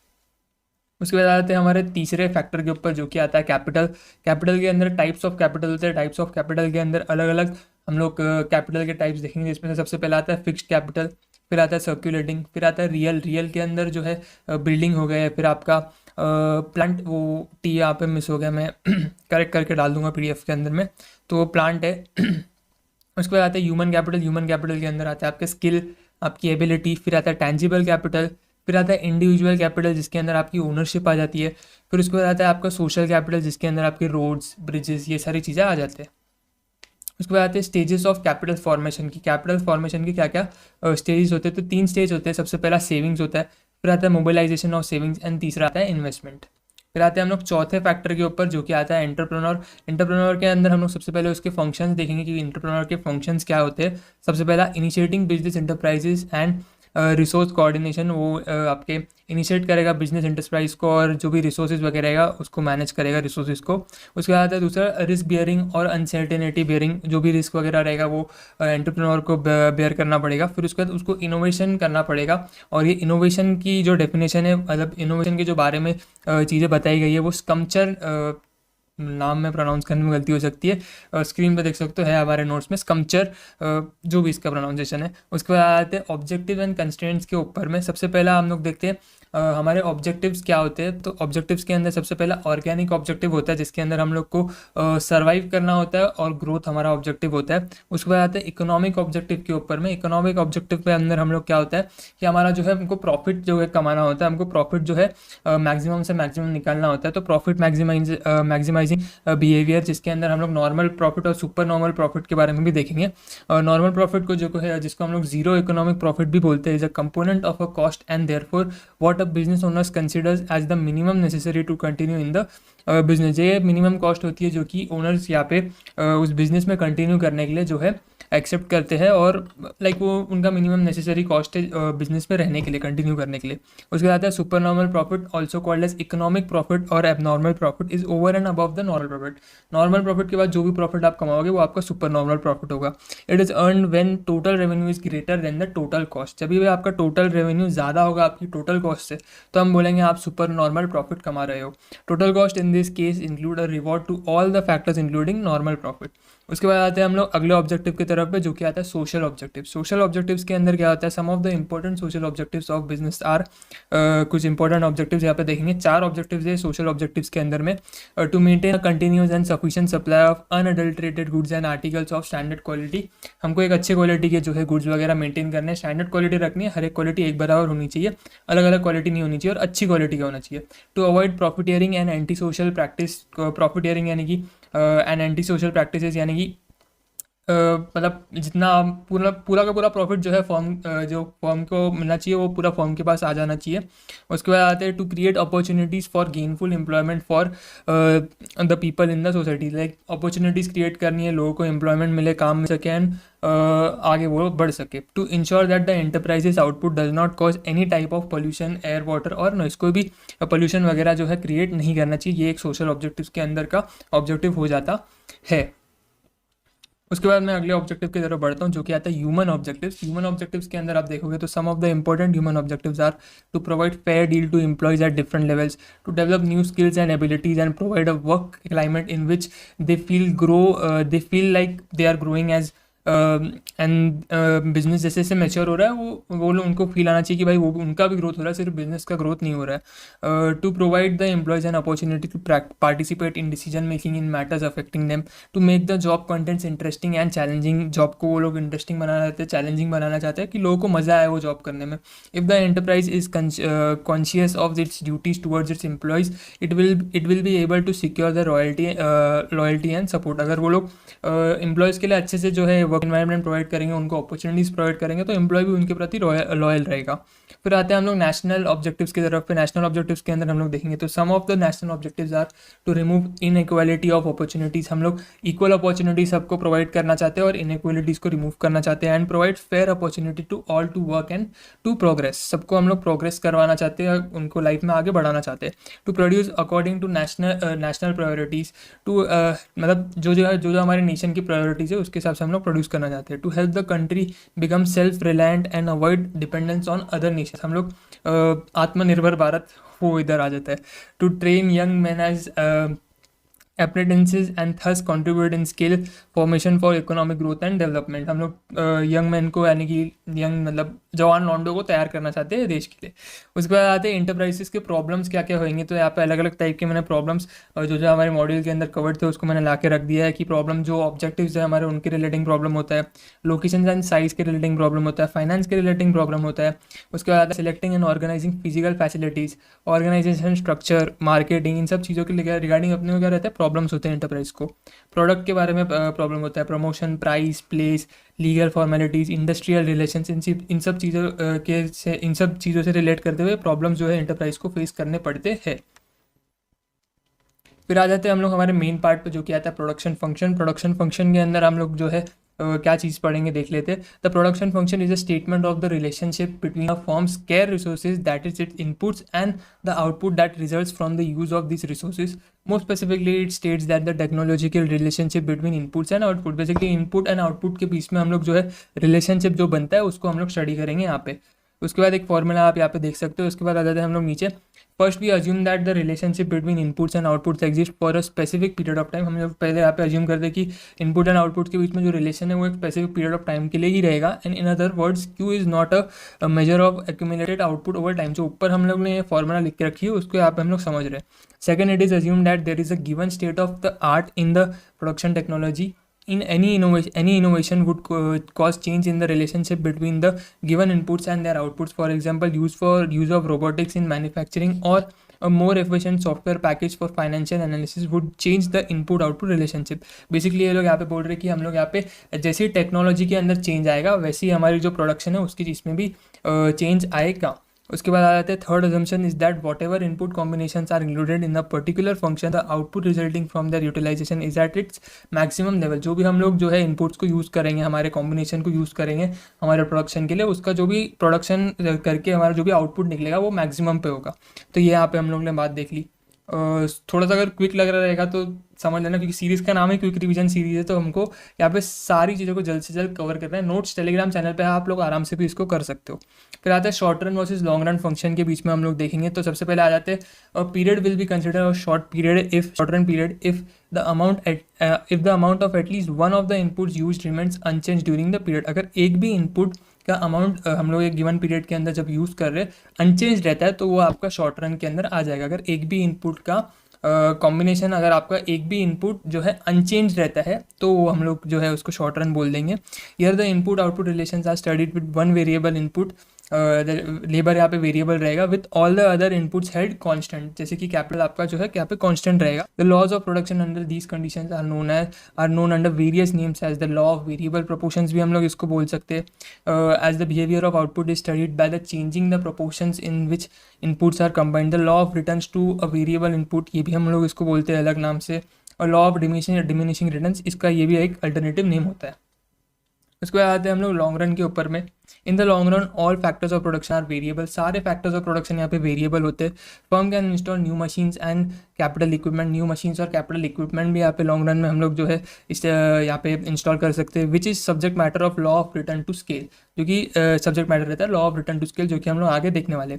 Where is in the short run it cannot be there cannot be new installation of, थोड़ा सा कन्फ्यूज कर गया यहाँ पे। कोई शॉर्ट रन के अंदर में जो भी कैपिटल इक्विपमेंट है वो नया हम लोग इंस्टॉल नहीं कर सकते, शॉर्ट रन के अंदर नहीं कर सकते। लॉन्ग रन के अंदर हम लोग जो है न्यू कैपिटल इक्विपमेंट इंस्टॉल कर सकते हैं। उसके बाद आते हैं हम लोग आगे कॉप डॉगलस प्रोडक्शन फंक्शन, इतना इंपॉर्टेंट नहीं है एग्जाम के पॉइंट ऑफ व्यू से, सिर्फ अगर आप बेसिक इसका फॉर्मूला एक बार देख के चले जाओगे, क्योंकि कभी कभार वो फॉर्मूला पूछ लेते हैं एमसीक्यू के अंदर में, और ये एक लाइन इंपॉर्टेंट रहेगी इसके अंदर। The conclusion drawn from this famous statistical study is that labour contribute about 3/4 and capital contribute about 1/4। ये प्रोपोर्शन आपको याद रहना चाहिए, बाकी सब जो है इतना इंपॉर्टेंट नहीं रहता है ये। तो अभी हम लोग आ जाते हैं लॉ ऑफ वेरिएबल प्रोपोर्शंस में। लॉ ऑफ वेरिएबल प्रोपोर्शन में आपको एकदम सिंपल शब्दों में यहाँ पे समझा देता हूँ। बेसिकली यहाँ पे अज्यूम करो मेरे पास 50 इनपुट्स, एट प्रेजेंट मेरे पास 50 इनपुट्स है, लेकिन मैं लॉ ऑफ वेरिएबल प्रोपोर्शंस के अंदर ये बोल रहा हूँ कि मैं कुछ थोड़ा एडिशनल इनपुट्स जो है इंट्रोड्यूस करूँगा। मान लो मैंने 10 और एडिशनल इनपुट्स जहाँ पे इंट्रोड्यूस किए, तो अभी मेरे टोटल इनपुट जो है 60 हो गए। अब जब मेरे पास जब 50 इनपुट्स है तो मेरे पास एक सर्टन लेवल ऑफ आउटपुट था। अब मैंने जब 60 कर दिया है इस इनपुट को, तो डेफिनेट जाहिर सी बात है कि यहाँ पे मेरे जो आउटपुट है वो भी बड़े होंगे। लेकिन हम लोग बोल रहे हैं कि ये बढ़े गए, आउटपुट बढ़ेंगे, हम ये नहीं कह रहे आउटपुट नहीं बढ़ेंगे, लेकिन एक पॉइंट ऐसा आएगा जिस पॉइंट के बाद ये जो आउटपुट जो एडिशनल इनपुट से हमारा जनरेट हो रहा है एडिशनल आउटपुट, ये डिक्लाइन होता जाएगा, ये कम होता जाएगा, ये लेस होता जाएगा। तो इसी बात को यहाँ पे हमने इस पैराग्राफ के अंदर लॉ ऑफ वेरिएबल प्रोपोर्शंस के पैराग्राफ के अंदर लिखा हुआ है। इसको डिटेल में समझने के लिए हमको जो है टोटल प्रोडक्ट, एवरेज प्रोडक्ट और मार्जिनल प्रोडक्ट, इनके बारे में समझना होगा। तो पहले इन तीनों को समझ लेते हैं, उसके बाद हम एलवीपी के बारे में और भी आगे डिस्कशन करेंगे। तो सबसे पहले आ जाते हैं टोटल प्रोडक्ट के ऊपर। टोटल प्रोडक्ट के अंदर अगर आप देखोगे तो total product is the total output resulting from the effort of all the factors of production, जो भी सारे फैक्टर्स ऑफ प्रोडक्शन है combined together at any time. Average product जो है आपका आ जाता है, average product is the total product per unit of the variable factor. Average product का यहाँ पे मैंने फॉर्मूला भी दिया हुआ है, total product divide by number of units of variable factor. फिर आ जाते हैं मार्जिनल प्रोडक्ट के ऊपर में। Marginal product is the change in the total product per unit change in the quantity of variable factor. आसान बात, आसान शब्दों में समझते हैं तो in other words it is the addition made to the total production by an additional unit of input, यानी कि एक extra additional unit of input से हमको कितना ज़्यादा जो है यहाँ पे प्रोडक्शन में कितना एडिशन होता है, यहाँ पे मार्जिनल प्रोडक्ट के थ्रू हम लोग समझते हैं। सिम्बॉलिकली भी आप नीचे यहाँ पे देख सकते हो, मैंने दिया हुआ है। उसके बाद रिलेशनशिप समझ ले रहे हैं हमारा average product and marginal product के बीच में। एक इसका बहुत ही ज़्यादा बढ़िया एग्जांपल मॉड्यूल में अगर आप लोग देखोगे तो आपको देखने को मिल जाता है। ये देखो, ये वाला मैं दिखा देता हूँ। ये वाला जो प्रोडक्ट स्केड्यूल है, ये काफ़ी अच्छा एग्जाम्पल है। आप लोग इसको जो है पॉज करके यहाँ से भी देख सकते हो, या फिर इवन आपके मॉड्यूल में भी ये होएगा, तो आप वहाँ से भी जाके इसको देख सकते हो। तो इसके अंदर से जो रिलेशनशिप निकल के आता है, ये हमारे लिए इंपॉर्टेंट होता है एमसीक्यू के हिसाब से, तो इसको समझ लेते हैं। When AP rises MP is more than AP. दूसरा, व्हेन एपी इज मैक्सिमम, जब एपी आपका एवरेज प्रोडक्ट मैक्सिमम होता है तो marginal product is equal to your average product, it means the MP curve cuts the average product at its maximum. याद रखना यहाँ पर जो आपका मार्जिनल प्रोडक्ट कर्व है वो कट करता है आपके एवरेज प्रोडक्ट कर्व को एट इट्स मैक्सिमम। जब एवरेज प्रोडक्ट कर्व अपने मैक्सिमम पे पहुंच जाता है तो मार्जिनल प्रोडक्ट कर्व उसको आकर के वहाँ पे कट कर देता है। When average product falls marginal product is less than average product, जब आपका एवरेज प्रोडक्ट गिरेगा तो आपका मार्जिनल प्रोडक्ट एवरेज प्रोडक्ट से भी कम होगा। ये बात आप लोग को उस एग्जाम्पल से काफ़ी अच्छे से समझ में आ जाएगी, वो आप अपने साइड से देख सकते हो। उसके बाद आते हैं LVP examines the production function with one factor variable keeping quantities of other factors fixed. ये वाली इंपॉर्टेंट लाइन है, इसको भी आपको ध्यान से समझना है। उसके बाद जैसे कि मैंने आपको बोला था एलवीपी के बारे में हम लोग आगे और भी थोड़ी चीज़ें डिस्कस करेंगे, जिसमें कुछ अजम्पशंस होते हैं। जब आप लॉ ऑफ वेरिएबल प्रोपोर्शंस को देखते हो तो उसके अंदर कुछ अजम्पशंस होते हैं जो कि हमको समझना बहुत ज़्यादा ज़रूरी है। इसके अंदर सबसे पहले टेक्नोलॉजी जो है वहाँ पे हम लोग अज्यूम करते हैं कि अनचेंज रहेगी, टेक्नोलॉजी चेंज नहीं होगी। If there is any improvement in technology then marginal product and average product में राइज इंस्टेड ऑफ फॉलिंग। हम लोग बोल रहे हैं कि मार्जिनल प्रोडक्ट और एवरेज प्रोडक्ट तो गिरेगा, लेकिन अगर टेक्नोलॉजी में चेंज आ जाता है तो मार्जिनल प्रोडक्ट और एवरेज प्रोडक्ट गिरेगा नहीं, बढ़ जाएगा। There must be some inputs whose quantity is kept fixed, कुछ इनपुट्स की क्वांटिटी फिक्स्ड होनी चाहिए। This law does not apply to cases where all factors are proportionately varied. जब भी आप प्रोपोर्शनेटली वेरी कर रहे हो आपके इनपुट्स को तो वहाँ पे आपके फैक्टर्स को, तो आपका जो है ये लॉ एप्लीकेबल नहीं है। When all the factors are proportionately vary laws of returns to scale are applicable, laws of returns to scale यहाँ पे एप्लीकेबल हो जाता है। The law does not apply to those cases where the factors must be used in fix proportion to yield output. तो कुल मिला के बात करते हैं भाई, ये लोग प्रोपोर्शंस पे अगर वेरी करेगा तो एलवीपी नहीं एप्लीकेबल होगा, फिर वो laws of return to scale applicable होगा वहाँ पे प्रोपोर्शन बेसिस पे अगर आप लोग कर रहे हो फैक्टर्स को change. We consider only physical inputs and outputs and not economic profitability in monetary terms. हम लोग economic profitability in monetary terms को कंसिडर नहीं करते, ये बात आपको समझना था। यहाँ पे 3 स्टेजेस होते हैं, जिसके अंदर सबसे पहला स्टेज हम लोग देखते हैं, स्टेज 1 आ जाता है the stage of increasing returns. Increasing returns के अंदर क्या बोलते हैं समझ लेते हैं। In this stage the total product increases at increasing rate, आपका जो टोटल प्रोडक्ट है वो बढ़ता है एट इंक्रीजिंग रेट। फिगर में यहाँ पे उन्होंने बात की हुई थी, फिगर मैंने यहाँ पे कवर नहीं किया हुआ, इतना इंपॉर्टेंट नहीं है एग्जाम के पॉइंट ऑफ व्यू से, एमसीक्यू बेस्ड है तो वो अंडरस्टैंडिंग के लिए समझ आता है, लेकिन रिवीजन करते वक्त नहीं देखोगे तो चल जाएगा। Marginal product also rises and its maximum at the point of corresponding to the point of inflection and average product goes on rising. आपका एवरेज प्रोडक्ट जो है बढ़ते ही रहता है। उसके बाद इन्होंने डायग्राम के पॉइंट से यहाँ पे जो है बात करी हुई है। Thus in the first stage the average product curve rises through whereas the marginal product curve first rises and then falls. यहाँ पे बोल रहे हैं कि एवरेज प्रोडक्ट तो भाई थ्रू आउट बढ़ते ही रहेगा, लेकिन जो आपका मार्जिनल प्रोडक्ट है वो पहले बढ़ेगा और उसके बाद वो गिरना शुरू हो जाएगा। जब जैसे ही वो अपना मैक्सिमम को टच कर लेगा उसके बाद से वो वहाँ पे गिरना शुरू हो जाएगा, कौन, मार्जिनल प्रोडक्ट। फिर आ जाते हैं हम लोग यहाँ पे नीचे क्या कह रहे हैं वो लोग। It is to be noted that the marginal product although starts declining remains greater than the average product. भले ही मार्जिनल प्रोडक्ट गिर रहा है लेकिन वो एवरेज प्रोडक्ट से ज़्यादा है अभी भी, मतलब एवरेज प्रोडक्ट जो है मार्जिनल प्रोडक्ट से कम है throughout the stage so that average product continues to rises. हम लोग यहाँ पे स्टेज 2 के अंदर आ जाते हैं। Stage 2 is nothing but a stage of diminishing returns. इसके अंदर ये स्टेज जो हमारे लिए बहुत ज़्यादा इंपॉर्टेंट रहेगा कि जो भी आपकी फर्म रहेगी वो इस स्टेज के अंदर रहना पसंद करेगी। ऐसा क्यों वो होएगा, वैसा क्यों वो पसंद करेगी स्टेज में रहना, और क्यों हमको डिमिनिशिंग रिटर्न्स मिलेंगे, बिकॉज हमारा जो एवरेज और जो मार्जिनल प्रोडक्ट है हमारे ऑफ वेरिएबल फैक्टर ये कंटिन्यूसली फॉल करेंगे स्टेज के थ्रू आउट, ये लोग फॉल करते रहेंगे। इसके लिए यहाँ पे फर्म जो है इस रेंज में सीख करेगी रहने के लिए। फिर आ जाते हैं स्टेज 3। स्टेज 3 के अंदर बाद लोग बात करेंगे stage of negative returns. In stage 3 total product declines, marginal product is negative, average product is diminishing. Average product जो है गिर रहा है, मार्जिनल प्रोडक्ट नेगेटिव हो चुका है और टोटल प्रोडक्ट यहाँ पे गिरना शुरू करता है। This stage is called the stage of negative returns since the marginal product of the variable factor is negative during this stage। क्योंकि marginal product आपका जो है नेगेटिव हो जाता है, इसके लिए हम लोग इसको स्टेज ऑफ नेगेटिव रिटर्न्स बोलते हैं। उसके बाद आ जाते हैं हम लोग रिटर्न्स टू स्केल के ऊपर। एलवीपी हमारा यहाँ पे खत्म हो चुका है। रिटर्न्स टू स्केल के अंदर 3 कंसेप्ट हमारे लिए यहाँ पे बहुत ज़्यादा इंपॉर्टेंट होते हैं। एक तो आता है constant returns to scale, increasing returns to scale and decreasing returns to scale. सबसे पहले आ जाता है कांस्टेंट रिटर्न्स टू स्केल के ऊपर। Means that with the increase in the scale, जैसे हम लोग स्केल को बढ़ा देंगे in some proportion, output increases in the same proportion. Output भी हमारा सेम प्रपोर्शन में जो है इंक्रीज करेगा। Constant returns to scale otherwise called as a linear homogeneous production function. ये एमसीक्यू के पॉइंट से बहुत ज़्यादा इंपॉर्टेंट रहने वाला लाइन कि जो हमारा कांस्टेंट रिटर्न्स टू स्केल है इसको हम लोग बोलते हैं लीनियर होमोजेनस प्रोडक्शन फंक्शन। ये बात याद रखना। आगे भी इस बात को मैंने कवर किया हुआ है, तो इसको आप लोग याद रखना। उसके बाद आता है increasing returns to scale, means the output increase in a greater proportion than that the increase in inputs. जितने हम लोग जितना जिस स्केल से हम लोग हमको इनपुट को बढ़ाते हैं उससे ज़्यादा से हमारा आउटपुट बढ़ेगा।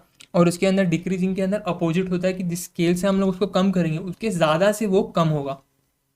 उसके बाद आ जाते हैं प्रोडक्शन ऑप्टिमाइजेशन के ऊपर। प्रोडक्शन ऑप्टिमाइजेशन के अंदर में आइसो पॉइंट्स के बारे में हम लोग यहाँ पे देखेंगे। Iso points are similar to indifference curve. Indifference curve के ये जो है सिमिलर होते हैं in the theory of consumer behaviour. And iso point represents all those combinations of inputs which are capable of producing the same level of output, जिधर हम लोग same level of output जो है प्रोड्यूस कर सकते हैं, जैसे कि इंडिफरेंस कर्व में होता है। Since an isoquant curve represent all those combination of inputs which yield an equal quantity of output, the producer is indifferent as to which combination he chooses। वो कोई भी combination choose कर ले उसको same satisfaction मिलेगा, वो indifferent है, मतलब उसको फर्क नहीं पड़ता आप उसको A combination दे दो या फिर B combination दे दो, वो indifferent है उसके बीच में। वही isoquant represent करते हैं।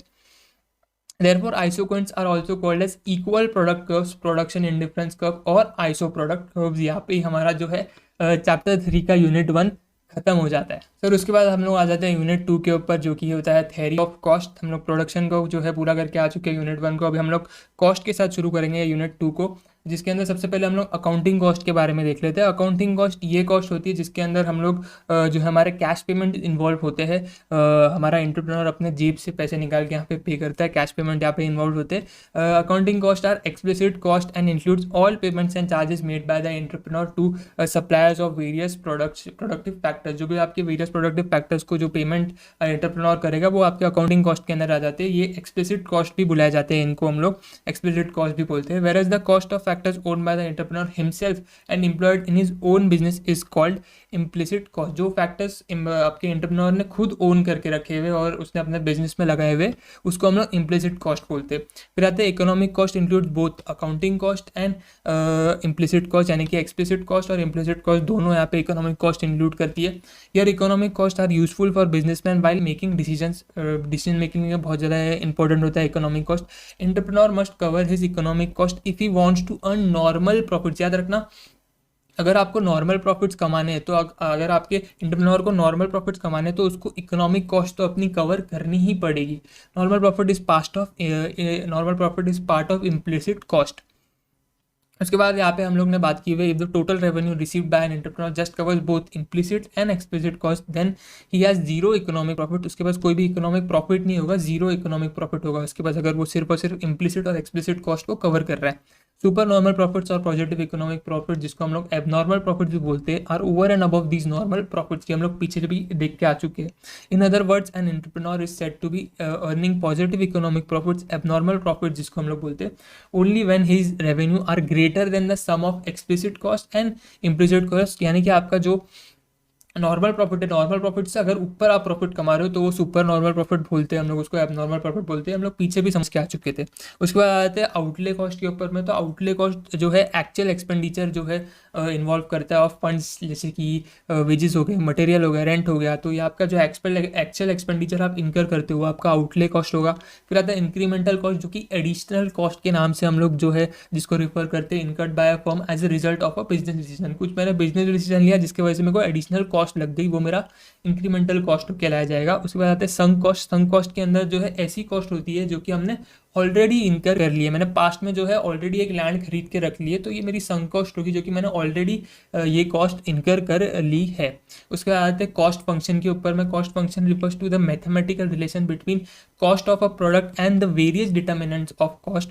इन a cost function the dependent variable in unit cost or total cost and is unit cost or total cost यहाँ पे आपका डिपेंडेंट वेरिएबल रहता है कॉस्ट फंक्शन के अंदर में। And the independent variables are the price और factor, the size of output or any other relevant phenomena which has a bearing cost such as technology हो गई, आपकी level of capacity utilization हो गया, आपका efficiency हो गई, एंड आपका time period under consideration। ये सारा आपका जो है क्या रहेगा, वेरिएबल, आपके जो इंडिपेंडेंट फैक्टर्स वेरिएबल फैक्टर्स रहेंगे। उसके बाद आते हैं शॉर्ट टर्म टोटल कॉस्ट को हम लोग समझते हैं यहाँ पे। शॉर्ट टर्म टोटल कॉस्ट क्या होता है? तो short term is a period of time in which one variable factor can be varied, factors नहीं फैक्टर आना चाहिए, one variable factor only in which only variable factors can be varied. Sorry यहाँ पे थोड़ा मिस हो गया। Only सिर्फ variable factor जहाँ पे हम लोग वेरी कर सकते हैं वो आपका शॉर्ट टर्म पीरियड होगा, और जहाँ पे फिक्स्ड को हम लोग जो है यहाँ पे नहीं छेड़ सकते। पीछे भी हमने ये बात पढ़ी थी कि भाई हम लोग जो है नया कैपिटल जो है इक्विपमेंट यहाँ पे इंस्टॉल नहीं कर सकते शॉर्ट रन के अंदर में। Total fixed cost is horizontal to X axis, ये एमसीक्यू पॉइंट से बहुत ज़्यादा रिलेवेंट है कि जो टोटल फिक्स्ड कॉस्ट है वो जो आपका हॉरिजॉन्टल रहता है एक्स एक्सिस के, इस पे एक्स एक्सिस को। यहाँ पे मैंने आपको एक डायग्राम भी दिया हुआ है, ये बहुत ज़्यादा इंपॉर्टेंट है, इसको आप लोग जो है ध्यान से देख लेना। फिर कुछ फॉर्मूलाज है जैसे कि total cost is equal to total fixed cost plus total variable cost, average fixed cost is equal to total fixed cost divided by और क्वांटिटी, यानी कि number of units produce. Average variable cost is equal to your total fix total variable cost divide by और number of units produce. Average total cost is equal to average fixed cost plus average variable cost. फिर average variable cost के बारे में हम लोग ने यहाँ पे समझा कि average variable cost curve normally falls as output increases, जैसे जैसे आउटपुट बढ़ता है वैसे वैसे हमारा एवरेज वेरिएबल कर्व जो है गिरता है from zero to normal capacity output due to occurrence of increasing return to variable factors, but beyond the normal capacity output average variable curve will rise steeply because of operation of diminishing returns. Basically यहाँ पे इन्होंने बात करी है कि भाई average variable curve तो normally यहाँ पे जैसे जैसे आउटपुट बढ़ेगा वैसे वैसे गिरेगा, ठीक है, from zero to normal capacity. लेकिन but beyond the normal capacity output, यानी कि जैसे ही वो नॉर्मल कैपेसिटी आउटपुट के बियॉन्ड चले जाएगा एवरेज वेरिएबल कर्व जो है बढ़ना शुरू हो जाएगा इंस्टेड ऑफ फॉलिंग। बिकॉज ये क्यों होगा, तो because of operation of diminishing returns, या आपके डिमिनिशिंग रिटर्न्स की वजह से होगा। Average total cost curve first falls, पहले वो गिरेगा, reaches is minimum and then rises, पहले एवरेज टोटल कॉस्ट गिरेगा, अपने मिनिमम पर पहुंच जाएगा और उसके बाद वो जो है वहाँ पे राइज करना शुरू करेगा वहाँ से। Thus average total cost curve is U shaped, ये हमको बहुत ज़्यादा इंपॉर्टेंट रहेगा। फिर मार्जिनल कॉस्ट के यहाँ पे हम लोगों ने फॉर्मूला को देखा है, change in total cost divide bye आपका चेंज इन क्वांटिटी। फिर उसके बाद आपका जो यहाँ पे आता है मार्जिनल प्रोडक्ट राइजेस फर्स्ट, आपका मार्जिनल प्रोडक्ट सबसे पहले बढ़ेगा, अपने मैक्सिमम पे यहाँ पे वो रीच कर जाएगा एंड देन वो डिक्लाइन करना शुरू करेगा। Ensure that the marginal cost curve of a firm declines first, ये इंश्योर करेगा वो कि भाई जो मार्जिनल कॉस्ट कर्व है वो पहले गिरेगा। पहले हम लोगों ने यहाँ पे मार्जिनल प्रोडक्ट के बारे में बात की, बेसिकली यहाँ पे कॉस्ट का चल रहा है लेकिन प्रोडक्ट के साथ मैंने यहाँ पे लिंक करवाने की कोशिश की है, मतलब मॉड्यूल के अंदर भी एज इट इज आपको यहाँ पे मिलेगा। मार्जिनल प्रोडक्ट यहाँ पे सबसे पहले बढ़ेगा, first it will rise marginal product, ठीक है, रीचेज मैक्सिमम पे वो अपने पहुंच जाएगा और उसके बाद वो डिक्लाइन करना शुरू होगा। ये इंश्योर करते हुए कि भाई जो आपका मार्जिनल प्रोडक्ट कॉस्ट कर्व है वो सबसे पहले गिरे, अपने मिनिमम पे पहुंच जाए और उसके बाद वहाँ से राइज करे। तो प्रोडक्ट सबसे पहले बढ़ेगा और गिरेगा, और कॉस्ट मार्जिनल कॉस्ट सबसे पहले गिरेगा और उसके बाद वो बढ़ेगा। तो इसके लिए हम लोग मार्जिनल कॉस्ट कर्व को जो है यू शेप्ड देखते हैं, ये बहुत ज़्यादा इंपॉर्टेंट रहेगा, इसको ध्यान रखना। उसके बाद आ जाते हैं हमारे तीनों अलग अलग points. Fixed cost do not change with increase in output up to a given level. Average fixed cost therefore comes down with every increase in output. Variable cost increases but not necessarily in same proportion as the increase in output. In the above case, average variable cost comes down gradually till 4 units are produced. Thereafter, it starts increasing. Marginal cost is the additional cost divided by the additional units produced. This also comes down first and then starts increasing. ये तो हम लोग ऊपर देख के आ चुके हैं। उसके बाद आते हैं हम लोग relationship between average cost and marginal cost. AC and MC के बीच में हम लोग यहाँ पे रिलेशनशिप देखेंगे। When average cost falls as a result of an increase in output, marginal cost is less than average cost. आपका मार्जिनल कॉस्ट फिर तब क्या रहेगा, कम रहेगा आपके एवरेज कॉस्ट, जब आपका एवरेज कॉस्ट क्या हो रहा है, गिर रहा है। When average cost rises as a result of an increase in output, marginal cost is more than average cost. Again वही प्रोडक्ट में जो हमने बात समझी थी वो इधर ये लोग बात कर रहे हैं कि अगर आपका एवरेज कॉस्ट गिरेगा तो मार्जिनल कॉस्ट उससे भी कम होगा, उससे भी मतलब ज़्यादा इससे गिर रहा होगा, और जब एवरेज कॉस्ट बढ़ेगा तो मार्जिनल कॉस्ट उससे भी ज़्यादा से बढ़ेगा। When average cost is minimum, marginal cost is equal to average cost. In other words, the marginal cost curve cuts the average cost curve at its minimum point, जिसको हम लोग ऑप्टिमम पॉइंट भी बोलते हैं। ये 3 पॉइंट अगेन बहुत ज़्यादा important रहेंगे एमसीक्यू के पॉइंट ऑफ व्यू से, इसको आप लोग जो है अच्छे से करके जाना। उसके बाद आ जाते हैं हम लोग long run average cost curve के ऊपर पे, जिसको हम लोग प्लानिंग होराइजन भी बोलते हैं, और ये यू शेप्ड होता है, अगेन इसको भी याद रखना आप। उसके बाद हम लोग आ जाते हैं short run average cost curve को हम लोग जो है प्लांट कर्व की तरफ भी, प्लांट कर्व के इससे भी बुलाते हैं, और long run average cost curve को हम लोग एनवलप कर्व करके बुलाते हैं। एमसीक्यू के पॉइंट ऑफ व्यू से ये दोनों पॉइंट बहुत ज़्यादा इंपॉर्टेंट रहेंगे, इसको भी आप लोग रिवाइज करते रहना। उसके बाद आ जाते हैं हम लोग diminishing marginal returns implies increasing marginal cost. आप लोग का डिमिनिशिंग मार्जिनल रिटर्न्स मतलब पी आपका इंक्रीजिंग मार्जिनल कॉस्ट। उसके बाद आपका आ जाता है variable cost increases continuously with the increase in production. आपका जैसे जैसे प्रोडक्शन आप बढ़ा रहे हो वैसे वैसे वेरिएबल कॉस्ट आपका कंटिन्यूसली बढ़ता रहेगा। इन the short run when the output of the firm increase in its average fix cost decreases. जैसे जैसे आपका आउटपुट बढ़ेगा वैसे वैसे आपका फिक्स कॉस्ट जो है कम होगा। लीनियर होमोजेनियस, मैंने आपको बताया था कांस्टेंट रिटर्न्स टू स्केल को हम लोग लीनियर होमोजेनियस प्रोडक्शन फंक्शन भी बुलाते हैं, उसके ऊपर ये बेस्ड रहता है। उसके बाद हमारा लास्ट पार्ट यहाँ पे रहेगा internal and external economics and diseconomics of scale. यहाँ पे लिखा इकोनॉमिक्स है लेकिन डिसइकोनॉमिक्स भी यहाँ पे कवर हो जाती है। उसके बाद इधर दो तरह के क्या होते हैं, इंटरनल होता है और एक्सटर्नल होता है। इंटरनल के अंदर आप देखोगे तो मैनेजरियल, फाइनेंशियल, टेक्निकल और मार्केटिंग ये सब होते हैं। और उसके बाद आता है एक्सटर्नल। एक्सटर्नल के अंदर आपको इन्फॉर्मेशन से रिगार्डिंग मिल जाएगा, डेवलपमेंट के रिगार्डिंग आपको इकोनॉमिक्स एंड इकोनॉमिक्स मिल जाएंगे, कॉन्सेंट्रेशन रिगार्डिंग मिल जाएंगे, स्पेशलाइजेशन के रिगार्डिंग आपको मिल जाएंगे। मॉड्यूल आप खोल के देखोगे तो वहाँ पे आपको और भी पॉइंट्स देखने को मिलेंगे, लेकिन इतना एग्जाम पॉइंट ऑफ व्यू से रिलेवेंट नहीं रहता है एमसीक्यू के पॉइंट ऑफ व्यू से, तो मैंने आपको लिमिटेड यहाँ पे कवर करके दिए हुए हैं। और इसी के साथ हमारा यहाँ पे चैप्टर 3 पूरा का पूरा खत्म हो जाता है। आई डोंट नो यहाँ पे रिकॉर्ड करते वक्त हमको कितना समय लगा है, अप्रॉक्सीमेटली 20 मिनट्स लगे रहेंगे हमको, बट मेरे ख्याल से सारे पॉइंट्स हम लोग ने यहाँ पे कवर कर दिए। अगेन मेरा यहाँ पे मोटिव सिर्फ और सिर्फ ये है कि आपको सारे पॉइंट्स मैं यहाँ पे रिकॉल करवा दूँ, रिवाइज करवा दूँ। इसके लिए मैंने इसको क्विक रिवीजन सीरीज यहाँ पे नाम दिया। यहाँ पे मेरे को कुछ भी समझाना नहीं है आपको ज़्यादा, मेरे को जस्ट रिवाइज करवाना है। इसके लिए मैं आपको ये नोट्स बना के दे रहा हूँ, जो कि आपको मेरे टेलीग्राम चैनल पे मिल जाएंगे। तो अगर आपने अभी तक टेलीग्राम चैनल ज्वाइन नहीं किया है तो डिस्क्रिप्शन में उसका लिंक रहेगा, आप उसको जाके वहाँ से ज्वाइन कर लेना। नोट्स आपको वहीं पे मिल जाएंगे।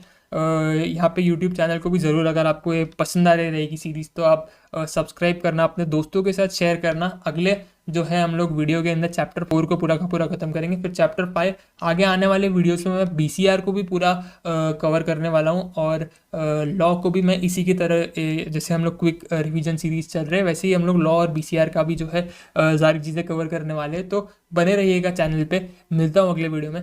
Thank you so much for watching this video. Take care.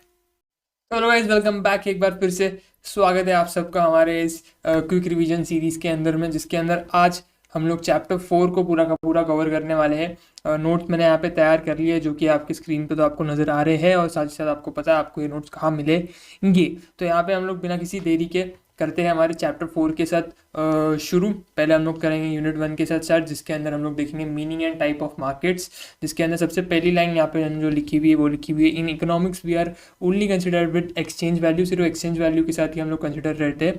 Markets are classified into product markets and factor markets. दो मार्केट्स में हम लोग क्लासीफाई करते हैं। एलिमेंट्स ऑफ अ मार्केट, आपके मार्केट के एलिमेंट्स क्या क्या होंगे, तो बायर एंड सेलर होगा, प्रोडक्ट और सर्विसेज होगा, बार्गेनिंग फॉर अ प्राइस होगा, नॉलेज अबाउट मार्केट कंडीशंस होगा, वन प्राइस ऑफ प्रोडक्ट और service at a given time. ये सारे आपके एलिमेंट्स होंगे आपके मार्केट के। उसके बाद आ जाते हैं classification of market is based on the basis of type of competition. क्या आपका कॉम्पिटिशन का टाइप है, जोग्राफिकल एरिया क्या है आपका, लोकल मार्केट, रेगुलेशन मतलब रेगुलेटेड मार्केट है, national market and international market. इसके अंदर आप जो है इसको क्लासीफाई करोगे जोग्राफिकल एरिया के बेसिस पे। ये जो रेड मैंने लिखा है ये इसके फर्दर टाइप्स है कि आप कैसे क्लासिफिकेशन करोगे। फिर टाइम के बेसिस पे आप कैसे करोगे, तो very short period, long period, very long period और सेक्युलर पीरियड। इतना ये एमसीक्यू के पॉइंट ऑफ व्यू से रिलेवेंट नहीं रहता, इसलिए मैंने इधर जो है डीप में इसको कवर नहीं किया हुआ है। नेचर ऑफ ट्रांजेक्शन आपका जो है स्पॉट और कैश मार्केट या फिर फॉरवर्ड और फ्यूचर मार्केट इसके अंदर होता है। उसके बाद आ जाते हैं रेगुलेशन के इसके अकॉर्डिंग आपका रेगुलेटेड मार्केट, अनरेगुलेटेड मार्केट, ये जो इसके बेस पे आप क्लासीफाई करते हो। उसके बाद आते हैं value of business, perfect competition, imperfect competition, ऐसे आप करते हो। उसके बाद आ जाते हैं हम लोग अगले पॉइंट की तरफ, जो कि बोलता है the firm needs to answer the following questions. 3 questions के जवाब आपके फर्म को देने पड़ते हैं। सबसे पहला, how many competitors are there in market selling similar products. दूसरा, if one firm changes its price will its market share change, if it reduces its price will other firms follow it or not. ये 3 questions आपके form को जो है जवाब देने पड़ेंगे। उसके बाद आते हैं टाइप्स ऑफ मार्केट स्ट्रक्चर। आपके मार्केट स्ट्रक्चर जो है अलग अलग टाइप के होते हैं। सबसे पहले आता है आपका परफेक्ट कंपटीशन। परफेक्ट कंपटीशन के अंदर क्या होता है, तो perfect competition is characterised by many sellers, बहुत ज़्यादा यहाँ पे सेलर्स होते हैं। आइडेंटिकल प्रोडक्ट्स जो है यहाँ पे ये लोग बेच रहे होते हैं बायर्स को, बहुत सारे बायर्स को। उसके बाद आते हैं मोनोपोलिस्टिक कंपटीशन। उसके अंदर अगर हम लोग देखेंगे तो ऊपर आइडेंटिकल प्रोडक्ट्स था, यहाँ पे सिर्फ और सिर्फ यहाँ पे डिफ्रेंशिएटेड प्रोडक्ट इतना चेंज आता है। तो ऊपर आइडेंटिकल है परफेक्ट में, और मोनोपोलिस्टिक के अंदर आपका डिफ्रेंशिएटेड प्रोडक्ट है, बाकी सब सेम है। उसके बाद आते हैं मोनोपोली के अंदर। मोनोपोली के अंदर क्या होता है, तो एक ही सेलर होता है, सिंगल सेलर होता है। It's product is necessarily extremely differentiated, बहुत ज़्यादा डिफ्रेंशिएटेड होता है, कोई भी क्लोज सब्स्टिट्यूट इधर अवेलेबल नहीं होता है मोनोपोली के अंदर में, जैसे कि इंडियन रेलवेज। उसके बाद आ जाते हैं ओलिगोपोली के अंदर। तो oligopoly there are few sellers, बहुत ज़्यादा कम सेलर्स होते हैं जो कि कंपीटिंग प्रोडक्ट्स को जो है बेच रहे होते हैं, जैसे कि आपका टेलीकॉम इंडस्ट्री हो गया, जियो, एयरटेल वगैरह, ये सारे यहाँ पे ओलिगोपोली के अंदर आ जाते हैं। उसके बाद आते हैं टोटल रेवेन्यू। टोटल रेवेन्यू को अगर आपको याद रहेगा तो हमने पिछले भी यूनिट्स में कवर किया हुआ है, पिछले चैप्टर्स के अंदर में, जिसका फॉर्मूला बनता है प्राइस इनटू क्वांटिटी। उसके बाद आता है average revenue. Average revenue is nothing but the revenue earn per unit of an output. इसका फॉर्मूला यहाँ पे हमने दिया हुआ है, total revenue divide by quantity. उसके बाद आते हैं marginal revenue. Marginal revenue is the change in the total revenue resulting from the sale of an additional unit of a commodity. एक एडिशनल यूनिट बेचने से आपका जो रेवेन्यू आया है वो आपका मार्जिनल रेवेन्यू बोलेंगे। उसके अंदर फॉर्मूला बनता है change in total revenue divide by change in quantity. उसके बाद आते हैं अगले पॉइंट की तरफ, जो कि आता है relationship between average revenue, marginal revenue and total revenue and price elasticity of demand. इनके बीच में क्या रिलेशनशिप चलता है ये अपने को देखना है। MR, AR, TR and price elasticity of demand are are uniquely related to one another through the formula MR is equal to AR into E minus 1 upon E। यहाँ पे जो है डिनोट करता है प्राइस इलास्टिसिटी ऑफ डिमांड को। Thus if E is equal to 1, MR is equal to AR into 1 minus 1 divide by 1। ये formula आपको जो है खुद की तरफ से आपको देख लेना चाहिए एक बार। उसके बाद आते हैं if E is greater than 1, MR will be positive and if E is less than 1, MR will be negative। उसके बाद आते हैं बिहेवियरल प्रिंसिपल्स की तरफ पे, जिसके अंदर दो प्रिंसिपल्स हम लोग देखेंगे, जिसके अंदर हमारा यूनिट 1 खत्म हो जाएगा। सबसे पहला आता है प्रिंसिपल 1। प्रिंसिपल 1 के अंदर क्या होता है, तो a firm should not produce at all if its total variable cost are not met. अगर उसके टोटल वेरिएबल कॉस्ट मीट नहीं किए गए हैं फर्म के, तो उसने प्रोड्यूस नहीं करना चाहिए, बिल्कुल भी प्रोड्यूस नहीं करना चाहिए उसने, अगर उसका टोटल वेरिएबल कॉस्ट जो है मीट नहीं हो रहा है। और competitive firm shut down if it's price is below average variable cost. अगर आपके एवरेज वेरिएबल कॉस्ट के नीचे आपका प्राइस चल रहा है, तो आपके फर्म ने जो है शट डाउन कर देना चाहिए अपने आप को। उसके बाद आते 3 यहाँ पे पॉइंट्स मैंने लिखे हुए। इफ़ प्राइस आपका जो एवरेज रेवेन्यू है is greater than minimum average variable cost, आपका जो मिनिमम एवरेज वेरिएबल कॉस्ट है उससे अगर आपका एवरेज रेवेन्यू ज़्यादा है, ठीक है, if it is greater but less than minimum average total cost, लेकिन एवरेज टोटल कॉस्ट से कम है, the firm covers is variable cost and some but not all fix cost. कुछ फिक्स कॉस्ट भी वो कवर करेगी और वेरिएबल कॉस्ट तो पूरे कवर करेगी, और कुछ फिक्स कॉस्ट भी कवर करेगी, लेकिन सारे फिक्स कॉस्ट कवर नहीं होंगे इस सिचुएशन में, पहली वाली। दूसरी सिचुएशन में क्या आएगा, तो if price is equal to minimum average total cost, आपका मिनिमम एवरेज टोटल कॉस्ट से प्राइस आपका इक्वल हो जाता है, तो firm covers both fixed and variable cost. फिर आपके फर्म जो है फिक्स भी कवर करेगी और वेरिएबल कॉस्ट भी करेगी, और नॉर्मल प्रॉफिट या फिर जीरो इकोनॉमिक प्रॉफिट्स वो अर्न करेगी। उसके बाद आते हैं तीसरे सिचुएशन के अंदर, जिसमें हम लोग देखते हैं if price is greater then minimum average total cost, the firm not only covers it's full cost but also earns positive economic profit, that is your super normal profit भी वो यहाँ पे कवर करेगी। तो ये सिंपल से point से, जो कि एमसीक्यू के पॉइंट ऑफ व्यू से बहुत सारा रिलेवेंट है, तो इसको आप लोग एग्जाम से पहले देख के आना। एमसीक्यू में इसके अंदर बहुत सारे चांसेस बनते आ सकते हैं। उसके बाद आते हैं प्रिंसिपल 2 की तरफ पे, बहुत छोटा सा प्रिंसिपल है। The firm will be making maximum profits by expanding output to the level where marginal revenue is equal to your marginal cost.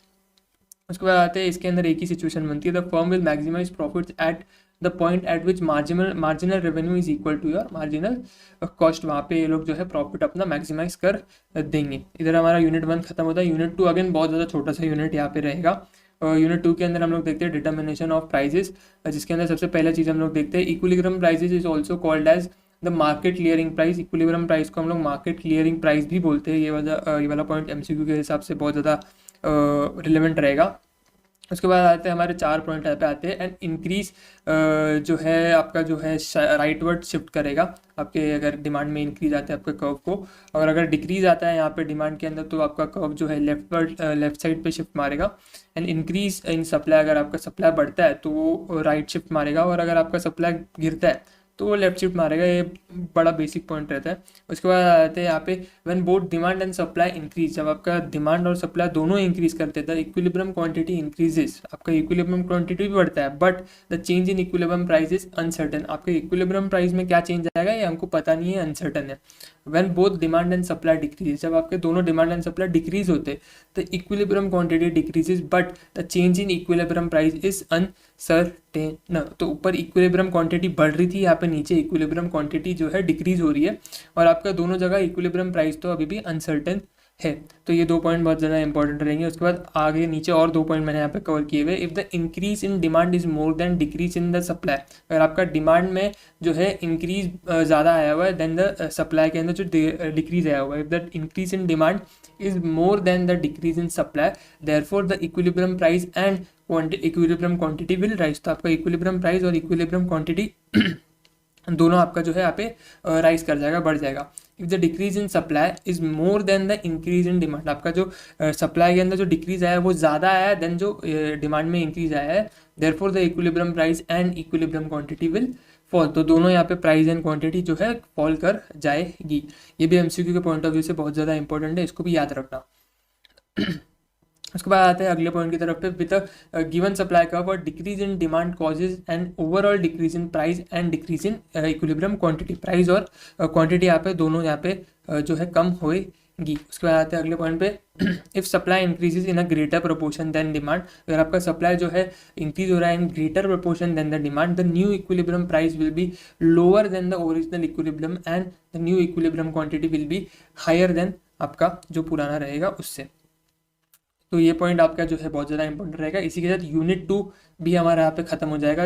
अगर आप मॉड्यूल से पढ़ने जाओगे तो अगेन यूनिट 2 जो है छोटा था, वहाँ पे एग्जांपल्स वगैरह काफ़ी दिए जाते हैं, ग्राफ्स वगैरह काफ़ी दिए जाते हैं, तो थोड़ा सा बड़ा हो जाता है। और पैराग्राफ्स फॉर्मेट में जो है आप देखोगे मॉड्यूल के अंदर पूरा स्ट्रक्चर करके दे दिया है। तो एंड टाइम में जब अपन रिविजन करते हैं ना तो बहुत ज़्यादा जो है चीज़ें थोड़ी सी अपनी क्योटिक हो जाती है। तो उसको सॉर्ट करने के लिए मैंने यहाँ पे जितना जितना मेरे को इंपॉर्टेंट लगा है वही मैंने कवर किया हुआ है। आप नोट्स टेलीग्राम से देख के आराम से इसको रिफर कर सकते हो। उसके बाद आते हैं यूनिट 3 के यूनिट 3 के ऊपर में price output determination under different market forms. तो ये थोड़ा सा यूनिट हमारा बड़ा रहेगा, इस पर ध्यान देना, ये बहुत ज़्यादा इंपॉर्टेंट यूनिट रहेगा। सबसे पहले परफेक्ट कॉम्पिटिशन के फीचर्स देख लेते हैं। Large number of buyers and seller होते हैं, product supplied by all firms are identical और are homogeneous in all respect so that they are perfect substitutes. यहाँ पे सारे परफेक्ट सब्स्टिट्यूट्स होते हैं, आइडेंटिकल प्रोडक्ट होते हैं, होमोजेनियस होते हैं। Every firm is free to enter the market और to go out of it, exit और एंट्री दोनों जो है फ्री है, आप आराम से ले सकते हो। Perfect knowledge of the market conditions on the part of buyer and seller, दोनों के एंड पे जो है परफेक्ट नॉलेज होगा बायर और सेलर केस में। Have very low transaction cost, transaction cost बहुत ज़्यादा यहाँ पे लो रहेगा। All firms individually are price takers, सारे फर्म यहाँ पे प्राइस टेकर्स होते हैं individually. In perfect competitive market अब price taking firms average revenue, marginal revenue and price are equal. यहाँ पे आपका जो परफेक्ट कॉम्पिटेटिव मार्केट के अंदर जो आपका फर्म रहेगा उसका एवरेज रेवेन्यू, मार्जिनल रेवेन्यू और प्राइस तीनों जो है इक्वल रहेगा। Profit is maximum at point, आपका जो प्रॉफिट है मैक्सिमम रहेगा। Marginal revenue is equal to marginal cost. If marginal revenue is greater than there is always an incentive for the firm to expand its production further and gain by selling additional units। अगर आपका marginal revenue ज़्यादा है तो आपके firm के पास एक incentive है कि वो क्या कर सकते हैं, ज़्यादा यूनिट बेच करके जो है आपके लिए जो है एक्सपांड कर सकते हैं अपने प्रोडक्शन को फर्दर, और सेल कर सकते हैं अपने additional units. If M R is less than marginal cost, आपका मार्जिनल रेवेन्यू अगर कम है आपके मार्जिनल कॉस्ट से, the firm will have to reduce the output since an additional units adds more to cost than to revenue. ऊपर हम देख रहे थे हमारा रेवेन्यू बढ़ रहा था, हम लोग एडिशनल यूनिट्स बेच रहे थे, रेवेन्यू बढ़ रहा था। यहाँ पे हमारा क्योंकि अगर मार्जिनल रेवेन्यू हमारा ज़्यादा था, अगर यहाँ पे हमारा मार्जिनल कॉस्ट ज़्यादा होता है, मार्जिनल रेवेन्यू कम होता है, तो हमारा जो है वो एडिशनल यूनिट जो हम बेच रहे हैं वो रेवेन्यू तो ला नहीं रहा है लेकिन हमारी कॉस्ट बढ़ा रहा है। उसके अंदर आ जाते, उसके बाद आते हैं हम लोग इन other words the marginal cost curve should cut the marginal revenue curve from below. ये वाली लाइन बहुत ज़्यादा इंपॉर्टेंट है, मैं बोल्ड करके जो है टेलीग्राम पर डाल दूंगा। Marginal cost should have a positive slope, आपका जो है पॉजिटिव स्लोप होना चाहिए। The marginal cost curve of a firm in a perfectly competitive industry is that it depicts the firm is unable to meet its variable cost. आपका जो marginal cost है ये एक पॉजिटिवली स्लोप होना चाहिए, और the marginal cost come in a perfectly competitive industry is that it depicts the firm is unable to meets its variable cost. आपका marginal cost का परफेक्टली कॉम्पिटेटिव के अंदर ये डिपेक्ट करेगा कि भाई आपका जो फर्म है वो अनेबल है आपके वेरिएबल कॉस्ट को मीट करने के लिए। आपका जो टोटल प्रॉफिट निकलेगा वो total revenue minus total cost करके निकल जाएगा। When a firm just meets its average total cost it earn normal profits, here average revenue is equal to your average total cost. Demand curve faced by a firm under perfect competition is horizontal. Marginal revenue is a horizontal line. Marginal cost is a U-shaped curve. उसके बाद आते हैं हम लोग इधर perfect competition का part खत्म हो जाए, अब हम लोग आ रहे हैं मोनोपोली मार्केट के अंदर में। फीचर्स देख ले तो 4 ही सिंपल इसके फीचर्स रहेंगे यहाँ पे।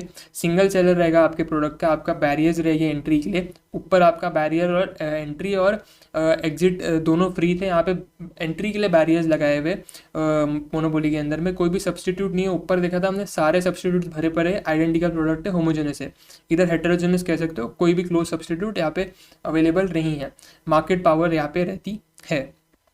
3 पॉइंट यहाँ पे मैंने लिखे हुए in monopoly, average revenue and marginal revenue are both negatively sloped. The slope of the marginal revenue curve lies half way between the average revenue curve and the Y axis, that it cuts the horizontal line between Y axis and the average revenue in 2 equal parts. 2 equal parts में वो cut करता है। Average revenue can not be zero, आपका average revenue यहाँ पे zero नहीं हो सकता, but marginal revenue can be zero और इवन नेगेटिव, वो नेगेटिव भी हो सकता है। If average total cost is greater than average revenue, monopolist will incur losses। ये वाली लाइन बहुत ज़्यादा इंपॉर्टेंट है। अगर आपका एवरेज टोटल कॉस्ट जो है ज़्यादा है आपके एवरेज रेवेन्यू से, तो आपका मोनोपोलिस्ट है वो लॉसेज इनकर करेगा। यहाँ पे हमारा मोनोपोली भी खत्म हो जाता है। अब हम आ रहे हैं मोनोपोलिस्टिक कंपटीशन के ऊपर में। तो इधर फीचर्स के लिए 3 ही फीचर्स यहाँ पे दिए हुए कि लार्ज नंबर ऑफ सेलर्स होंगे यहाँ पे, फ्रीडम होगा यहाँ पे एंट्री एंड एग्जिट के लिए, और कोई भी यहाँ पे प्राइस कंपटीशन नहीं रहेगा, नॉन प्राइस कंपटीशन यहाँ पे चलेगा। इधर मैंने जो है यहाँ पे एक टेबल दिया हुआ है।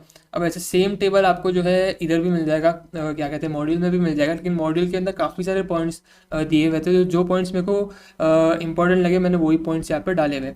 तो परफेक्ट कंपटीशन है, मोनोपोली है और मोनोपोलिस्टिक कंपटीशन है।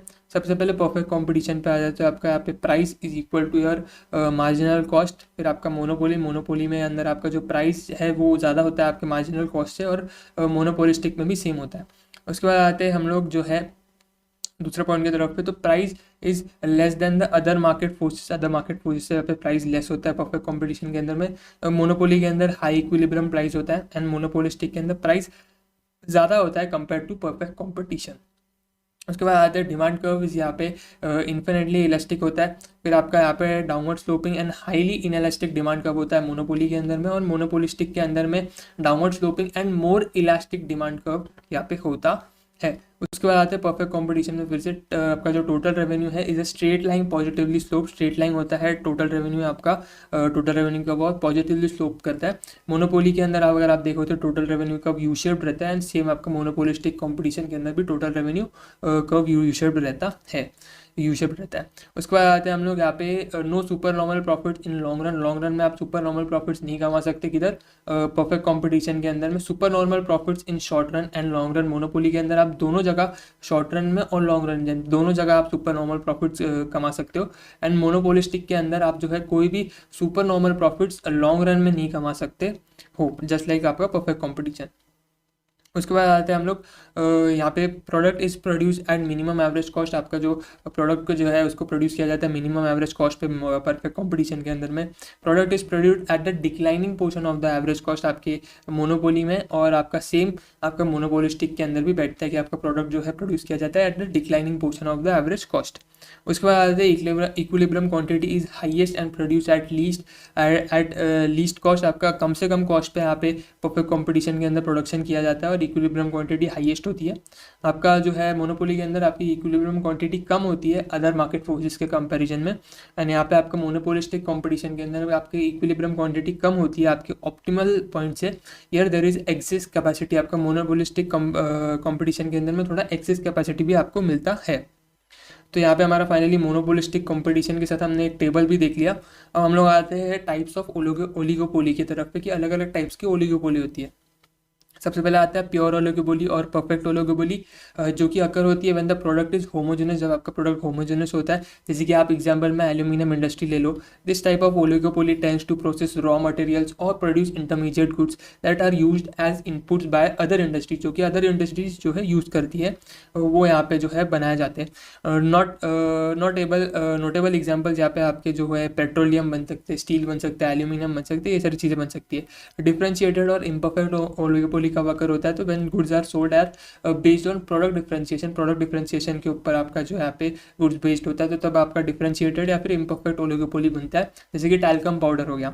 उसके बाद आते हैं ओपन एंड क्लोज ओलिगोपोली के अंदर में। तो in an open oligopoly market new firms can enter the market and compete with the existing firms, आपके नए फर्म्स जो है फ्रीली अंदर आकर के जो है कम्पीट कर सकते हैं एग्जिस्टिंग फर्म्स के साथ में। But in close oligopoly entry is restricted, entry यहाँ पे रिस्ट्रिक्ट की जाती है, यहाँ पे आप आसानी से एंट्री नहीं ले सकते या फिर एंट्री नहीं ले सकते हो। उसके बाद आते हैं collusive and competitive oligopoly.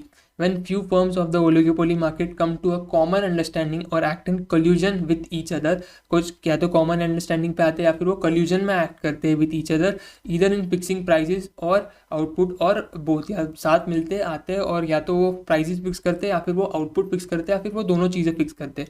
It is a collusive oligopoly, यानी कि आपने हाथ जो है मिला लिया है एक दूसरे के साथ में।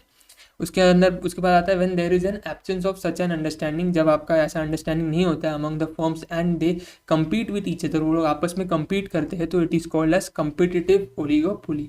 तो अगर वो हाथ मिला रहे हैं तो भाई फिर वो कोलिजन हो गया, और अगर वो हाथ मिला नहीं रहे तो वो फिर कॉम्पिटिटिव रहेगा।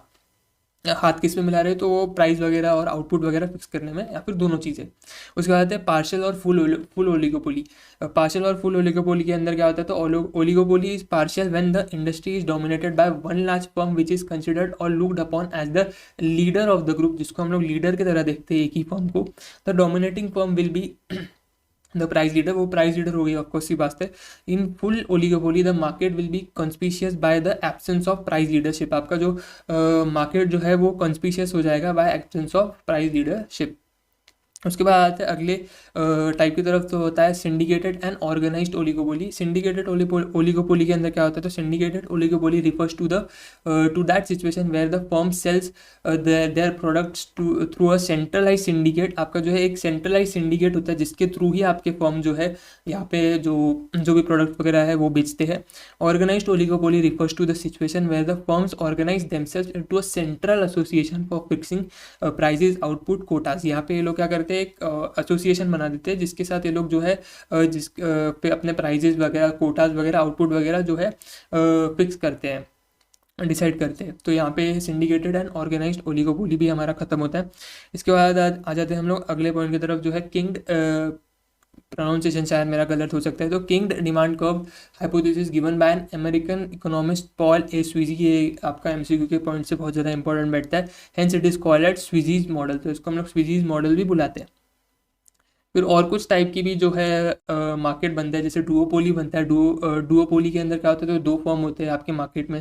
फिर मोनोपोस्नी बनता है जिसके अंदर आपका सिंगल बायर होता है एक प्रोडक्ट के लिए। फिर आता है ओलिगोपोस्नी। ओलिगोपोस्नी में आपका क्या होता है, स्मॉल मेंबर्स होते हैं of large buyers and is mostly relevant two factors market. उसके बाद आता है बायलैटरल मोनोपोली। बायलैटरल मोनोपोली के अंदर is a market structure in which there is a only single buyer and single seller, एक ही बायर होता है और एक ही सेलर होता है बायलैटरल मोनोपोली के अंदर में। फिर उसके बाद कुछ और इंपॉर्टेंट पॉइंट्स यहाँ पे मैंने लिखे हुए। The kinked demand curve model of oligopoly assumes that the response of consumer to a price increase is more than the response to price decrease. यहाँ पे हम लोग किंग डिमांड कर्व के अंदर ये देखते हैं कि भाई आपका जो कंज्यूमर है वो ज़्यादा रिस्पॉन्ड करेगा जब प्राइस इंक्रीज हो रहा है रादर देन प्राइस डिक्रीज। ये वाला बहुत इंपॉर्टेंट रहेगा point. Firm encounters its shut down point when average variable cost is more than और equal to its price at the profit maximizing level of output. जब आपका एवरेज वेरिएबल कॉस्ट आपके price से ज़्यादा होगा या फिर उसके बराबर होगा तो फर्म जो है अपना शटडाउन पॉइंट जो है इनकाउंटर कर जाएगी। When average cost is equal to average revenue we know that the firms are earning just normal profit. तो आपका जब एवरेज कॉस्ट आपके एवरेज रेवेन्यू के बराबर होता है तो हमको ये पता है कि आपका फर्म जो है सिर्फ और सिर्फ नॉर्मल प्रॉफिट अर्न कर रहे हैं। उसके बाद आता है when marginal cost is equal to your average cost we know that the firms under perfect competition must be producing at the minimum point of average cost curve and so there will be productive efficiency. तो यहाँ पे बहुत ज़्यादा productive efficiency होगी, कब होगी? तो जब आपका मार्जिनल कॉस्ट इक्वल रहेगा आपके एवरेज कॉस्ट के बराबर, तो आपकी प्रोडक्टिव एफिशिएंसी होगी आपके एवरेज कॉस्ट कर्व के मिनिमम पे जो है प्रोडक्शन हो रहा होगा।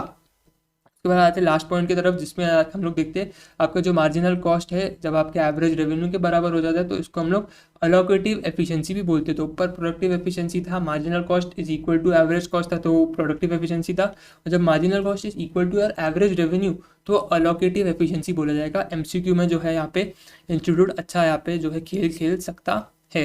इसी के साथ मेरे साइड से जो मेरे को इम्पोर्टेंट लगता था वो मैंने यहाँ पे आपका कवर करवा के ले लिया है पूरे चैप्टर 4 के अंदर में, और यहाँ पे मैं देखूंगा तो विद इन कुछ 20 मिनट्स हम लोगों ने ये पार्ट कवर कर लिया है। तो आई होप आपको ये वीडियो पसंद आई रहेगी, और अगर आपको ये वीडियो पसंद आई रही है तो आप ज़रूर लाइक करना, शेयर करना अपने दोस्तों के साथ में। नोट्स आपको टेलीग्राम चैनल पर मिल जाएंगे, और मेरे को कमेंट करके बताना कि आपको ये सीरीज़ कैसे अभी तक हेल्प करी है। आखिरी चैप्टर नंबर 5 अगर मैं दिसंबर 23 के बाद से पॉइंट ऑफ व्यू से बात करूँ तो बहुत ज़्यादा इंपॉर्टेंट रहना है।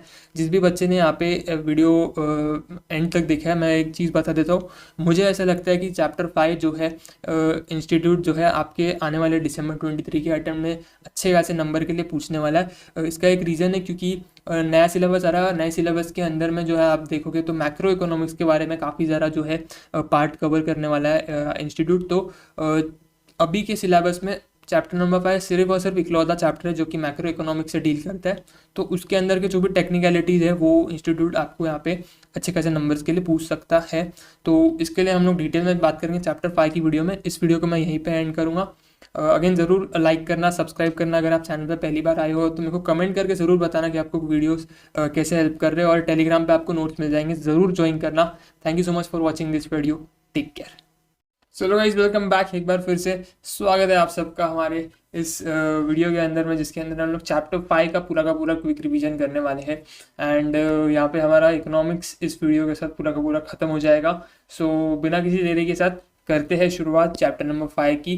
एंड यहाँ पे नोट्स मैंने यहाँ पे रेडी करके रख लिए हैं, एंड हम लोग सीधा शुरू करेंगे बिजनेस साइकिल के चैप्टर नंबर 5 के साथ में। एक डिस्क्लेमर दे देता हूँ, थोड़ा सा मैंने अच्छे से इसको कवर किया हुआ है। बहुत सारे बच्चे मतलब जब तक ओल्ड सिलेबस चल रहा था तो इसको ऊपर से देख लेते थे, लेकिन जब भी अभी न्यू सिलेबस की बात आ गई है तो इंटरमीडिएट में भी देखा गया था ये। मैंने खुद ने पेपर्स दिए तो जैसे न्यू सिलेबस आने वाला है उसके हिसाब से थोड़ा जो है इंस्टीट्यूट ने जो है अपने आखिरी अटेम्प्ट में ओल्ड सिलेबस के जो है पेपर को बनाया था, सेट किया था। तो मैं भी एक्सपेक्ट कर रहा हूँ यहाँ पे मैक्रो इकोनॉमिक्स क्योंकि न्यू सिलेबस में आने वाला है, तो चैप्टर 5 इकलौता आपके पास अभी के डेट में मैक्रो इकोनॉमिक्स के पार्ट से बनता है। तो हो सकता है वो उसके अंदर से ऐसे कुछ एमसीक्यूज बना जो कि अभी तक उसने नहीं बनाया, ठीक है। तो थोड़ा सा इंपॉर्टेंट बन जाता है। तो बिना किसी देरी के साथ शुरू करते हैं हमारा पहला पॉइंट, जिसके अंदर आता है फेजेस ऑफ बिजनेस साइकिल। इसमें सबसे पहला फेज आता है एक्सपांशन का। एक्सपांशन को हम लोग बूम या फिर अपस्विंग भी बोलते हैं। इसके अंदर क्या होता है, तो हमारा जो नेशनल आउटपुट है, एम्प्लॉयमेंट है, कैपिटल एंड कंज्यूमर एक्सपेंडिचर है, सेल्स और प्रॉफिट हो गया, ये सारा जो है बढ़ता है, इंक्रीज करता है। और साथ साथ हमारा जो स्टॉक प्राइसेस और बैंक क्रेडिट है ये भी बढ़ जाता है। उसके बाद आते हैं पीक के अंदर क्या होता है, तो पीक को भी हम लोग बूम या प्रॉस्पेरिटी बोलते हैं। इधर जो है हमारा ये जो है एक हाईएस्ट पॉइंट होता है हमारी साइकिल का। और साथ ही साथ output price rises rapidly leading to increase cost of living. हमारा कॉस्ट ऑफ लिविंग यहाँ पे बढ़ जाता है। एक्चुअल डिमांड जो है स्टैग्नेट्स हो जाती है, हमारी स्टैग्नेट हो जाती है यहाँ पे एक्चुअल डिमांड। बेसिकली यहाँ पे क्या हो रहा होता है, तो एक्चुअल डिमांड जो है इतनी आ रही नहीं होती, क्योंकि हम लोग हमारे पीक पे पहुंच जाते हैं तो इतनी डिमांड यहाँ पे आती नहीं, स्टैग्नेट हो जाती है वो। This is the end of expansion. यहाँ पे एक्सपांशन जो है एंड हो जाता है। End occurs when economic growth has reached a point where when it will be stabilize for short period and then move in reverse direction. वो यहाँ पे एक ऐसे पॉइंट पे आ चुकी है जहाँ पे आके वो स्टेबलाइज हो चुकी है, और उसके बाद वो रिवर्स डायरेक्शन में चलेगी। यानी कि हमारा जो है एक्सपांशन हो रहा था अभी तक, तो अभी हम लोग जो है डाउनफॉल की तरफ जाएंगे, डाउन स्विंग की तरफ जाएंगे, यानी कि कॉन्ट्रैक्शन की तरफ जाएंगे। तो अगला जो फेज आ रहा है वो आ रहा है कॉन्ट्रैक्शन। कॉन्ट्रैक्शन के अंदर हमारा एम्प्लॉयमेंट, इन्वेस्टमेंट और प्रोडक्शन, ये तीनों चीज़ें गिर जाती है, फॉल करती है। और हमारा जो इनपुट डिमांड होता है वो उसको भी जो है उसके अंदर भी हम हमको डिक्रीज देखने को मिलता है, डिक्रीज इन इनपुट डिमांड। जो भी हमारे इनपुट्स होते हैं उसके डिमांड के अंदर भी डिक्रीज मिलता है देखने को हमको। उसके बाद आता है थ्रो के अंदर क्या होता है, तो प्रोनाउंसिएशन इधर उधर हो सकता है, डिप्रेशन भी बोलते हैं इसको हम लोग। एक्सट्रीमली स्लगिश इकोनॉमिक एक्टिविटीज यहाँ पे होने लग जाती है, growth rate become negative growth rate बन जाता है हमारा। Level of national income decreases, हमारा लेवल ऑफ नेशनल इनकम भी डिक्रीज हो जाता है। Expense declines rapidly, forcing firms to shut down several production facilities भी हमको यहाँ पे बंद करनी पड़ती है। एक डायग्राम मैंने जस्ट फॉर अंडरस्टैंडिंग यहाँ पे रखा हुआ है। उसके बाद आ जाते हैं इकोनॉमिक इंडिकेटर्स के ऊपर। इकोनॉमिक इंडिकेटर्स जो है 3 प्रकार के होते हैं। सबसे पहले आता है लीडिंग, फिर आता है लैगिंग, फिर आता है को इंसिडेंट या फिर कॉन्करेंट इंडिकेटर्स। इसके अंदर एग्जाम्पल्स भी यहाँ पे दिए हुए, जैसे कि लीडिंग इंडिकेटर्स के अंदर change in stock prices, new orders for capital and consumer goods. Lagging indicators के लिए एग्जांपल बन जाएगा आपका unemployment, corporate profit, labour cost per unit of output, ये सारी चीज़ें बन जाएगी। उसके बाद कोइंसिडेंट या फिर आपके कॉन्करेंट इंडिकेटर्स में जो है आ जाएगा जीडीपी आ जाएगा, इन्फ्लेशन आ जाएगा, इंडस्ट्रियल प्रोडक्शन आ जाएगा। तो ये सारी चीज़ें अंदर आ जाएगी। इसके बाद जो मैंने इसको चाहता तो यहीं पे भी खत्म कर सकता था, एक लाइन जो है लीडिंग और लैगिंग के इस पर मैं डाल करके छोड़ सकता था यहाँ पे, लेकिन मैंने इसको लीडिंग और लैगिंग इन सब पर इस पूरे पार्ट को डिटेल में कवर किया, क्योंकि मैं एक्सपेक्ट कर रहा हूँ कि अच्छा खासा इंस्टीट्यूट इसमें से जो है मतलब क्वेश्चन बना के पूछ सकता है, तो इसको थोड़ा डिटेल में समझेंगे। A leading indicator is a measurable economic factor that changes before the economic starts to follow a particular pattern और ट्रेंड। एक इकोनॉमी सबसे पहले एक पैटर्न या ट्रेंड को फॉलो करे, उससे पहले हमको जो है इंडिकेशन दे देता है। इसको इसलिए हम लोग उसको लीडिंग इंडिकेटर बोलते हैं कि भाई जो होने वाला है उससे पहले ही हमको जो है पता लग जाता है, तो वो बन जाएगा लीडिंग इंडिकेटर। बिफोर जहाँ पे आ गया वो आ गया लीडिंग में। इन other words those variables that changes before the real output changes, हमारा रियल आउटपुट चेंज है उससे पहले हमको जो है इंडिकेटर्स मिल जाते हैं, कुछ वेरिएबल्स चेंज हो जाते हैं, हमको दिख जाते हैं। Are called as leading indicator. Leading indicators often change prior to large economic adjustment. Examples के इस पे देखें तो चेंज इन स्टॉक प्राइस, ऊपर भी देखा था हमने, profit margins, profit indices such as housing हो गया, इंटरेस्ट रेट्स हो गया, प्राइजेस हो गया, generally seen as precursors of upturn और downturn. Similarly value of new orders of for consumer goods, new orders for plants and equipment, building permits for private houses, fraction, ये बहुत सारे examples इसके अंदर आपको देखने को मिल जाएंगे। उसके बाद आ जाते हैं leading indicators though widely used to predict changes in the economy are not always accurate. याद रखना, अगर एमसीक्यू आता है ये बोलता है आपको कि भाई कौन सा इंडिकेटर है जो कि हमेशा एक्यूरेट नहीं होता, तो इसका आंसर आपका लीडिंग रहेगा। लीडिंग इंडिकेटर हमेशा एक्यूरेट नहीं होते हैं, कभी कभार ऐसा भी होता है एक्यूरेट नहीं हो। इट मे बी वीक्स और months after stock market crash हो गया, उसके बाद हमको जो है मतलब हमको पहले इंडिकेटर दिख जाए, लेकिन एक हफ्ते बाद फिर महीने भर बाद हम लोग उसको जो है एक्चुअल में होता हुआ देखेंगे। Begins to show signs of receding, nevertheless it may never happen. ऐसा भी हो सकता है कुछ हमको इंडिकेशन दिखे लेकिन वैसे कुछ हो ही ना, तो ऐसा जो है ये इसलिए एक्यूरेट नहीं माना जाता है रीडिंग इंडिकेटर। तो ये पॉइंट इंपॉर्टेंट थी। उसके बाद आता है लैगिंग इंडिकेटर। लैगिंग इंडिकेटर के अंदर में क्या होता है, तो reflect the economy's historical performance, आपकी इकोनॉमी के हिस्टोरिकल परफॉर्मेंस को जो है ये बताता है lagging indicator. And changes in this indicators are observable only after an economic down trend. तो लीडिंग बिफोर चलता था, ये आफ्टर चलेगा, ये होने के बाद हमको जो है शो करेगा, इंडिकेशन दिखाएगा, और उधर हमको जो है पहले ही पता लग जा रहा था, इसलिए वो लीडिंग था, ये लैगिंग है। लैगिंग मीन्स मतलब हाथ में थोड़ा लेट में हो रहा है, afterwards. And economic trend of pattern has already occurred. In other words, variables that change after the real output changes are called as lagging indicator. जो आपके variables बाद में change होते हैं, आपके real output के change होने के बाद जो change होते हैं वो lagging indicators होते हैं. If leading indicators signal the onset of business cycle, lagging indicator confirm these trends. आपके लीडिंग इंडिकेटर्स बताते हैं भाई ये होगा, तो लैगिंग उसको कंफर्म करते हैं कि भाई हाँ ये हो चुका है, या फिर ये होएगा, ऐसा गारंटी दे देता है हमको, ये कंफर्मेशन मिल जाता है बेसिकली लैगिंग इंडिकेटर से। Lagging indicators consist of measures that change after an economy has entered a period of fluctuation. आपके period of fluctuation में enter होने के बाद जो है हमको ये indicators दिखने को मिलते हैं। Some examples of lagging indicators are unemployment हो गया, corporate profits हो गया, labor cost per unit of output हो गया, interest rates हो गया, the consumer price index and commercial lending activity, ये सारे जो है इसके अंदर examples के अंदर आ जाते हैं। फिर आता है थर्ड टाइप ऑफ हमारा इंडिकेटर जो कि आता है coincident indicator. Coincident economic indicators are also called as concurrent indicators coincide or occur simultaneously occur होते हैं with the business cycle movements. Since they coincide fairly closely with changes in the cycle of economic activity, they describe the current state of business cycle. आपका current state of business cycle क्या current में हो रहा है, ये उसके बारे में हमको बताते हैं. In other words, these indicators give information about the rate of change of the expansion or contraction of an economy more or less at the same point of time it happens. तो basically ये लोग current के बारे में बात करेंगे। कुल मिला के जैसे अपने को समझ में आता है कि भाई करंट में क्या हो रहा है, उसके बारे में हमको जो है और इन्फॉर्मेशन देंगे कि भाई क्या चल रहा है क्या नहीं चल रहा है, उसके बारे में हमको ये जो है कम ज़्यादा चीज़ें बता देंगे। A few example of coincident indicators are gross domestic product, industrial production, inflation, personal income, retail stage and financial market trends such as stock market price. ये सारे जो है इसके अंदर एग्जांपल्स में बैठ जाते हैं। एग्जांपल्स भी अच्छे से तो थोड़े से याद करके जाना, हो सकता है एमसीक्यू बन जाए इधर से भी, एग्जांपल्स के ऊपर से भी, कि भाई कौन सा एग्जांपल कहाँ आ रहा है वो भी अपने को समझ में आना चाहिए। तो ये एक बार जो है नोट्स के थ्रू आप लोग जो है गो थ्रू कर सकते हो। फिर आते हैं features of business cycle. Features of business cycle देख लेते हैं क्या है क्या नहीं। Business cycles occur periodically although they do not exhibit the same regularity. तो यहाँ पे पॉइंट बन जाता है कि सेम रेगुलरिटी के साथ ये अकर नहीं होंगे। The duration of this cycles very, the intensity of fluctuation also very. Duration भी वेरी करेगी और इंटेंसिटी भी वेरी करेगी। Business cycles have distinct phase of expansion, peak हो गया, कॉन्ट्रैक्शन हो गया, एंड थ्रू ये तो हम लोग ऊपर ही देख के आ चुके हैं। This phases seldom display smoothness and regularity. The length of each phase is also not definite. Length भी जो है डेफिनेट नहीं होता है इनका। Business cycle generally originate in free market economies में जो है ये जनरली ओरिजिनेट होते। तो ये सारे एमसीक्यू वाले पॉइंट है, तो पढ़ने ही पढ़ने अपने को ये। They are pervasive as well. Disturbance in one और more sectors get easily transmitted to all other sectors. यानी कि एक सेक्टर में आ जाएगा तो जाहिर सी बात है दूसरे सेक्टर में भी आके उसको अफेक्ट करना शुरू कर जाएगा। अगर कोई भी डिस्टर्बेंस हमको एक सेक्टर में देखने को मिलता है तो दूसरे सेक्टर्स को भी अफेक्ट करेगा, इसलिए हम लोग उसको परवेसिव भी बोल रहे हैं।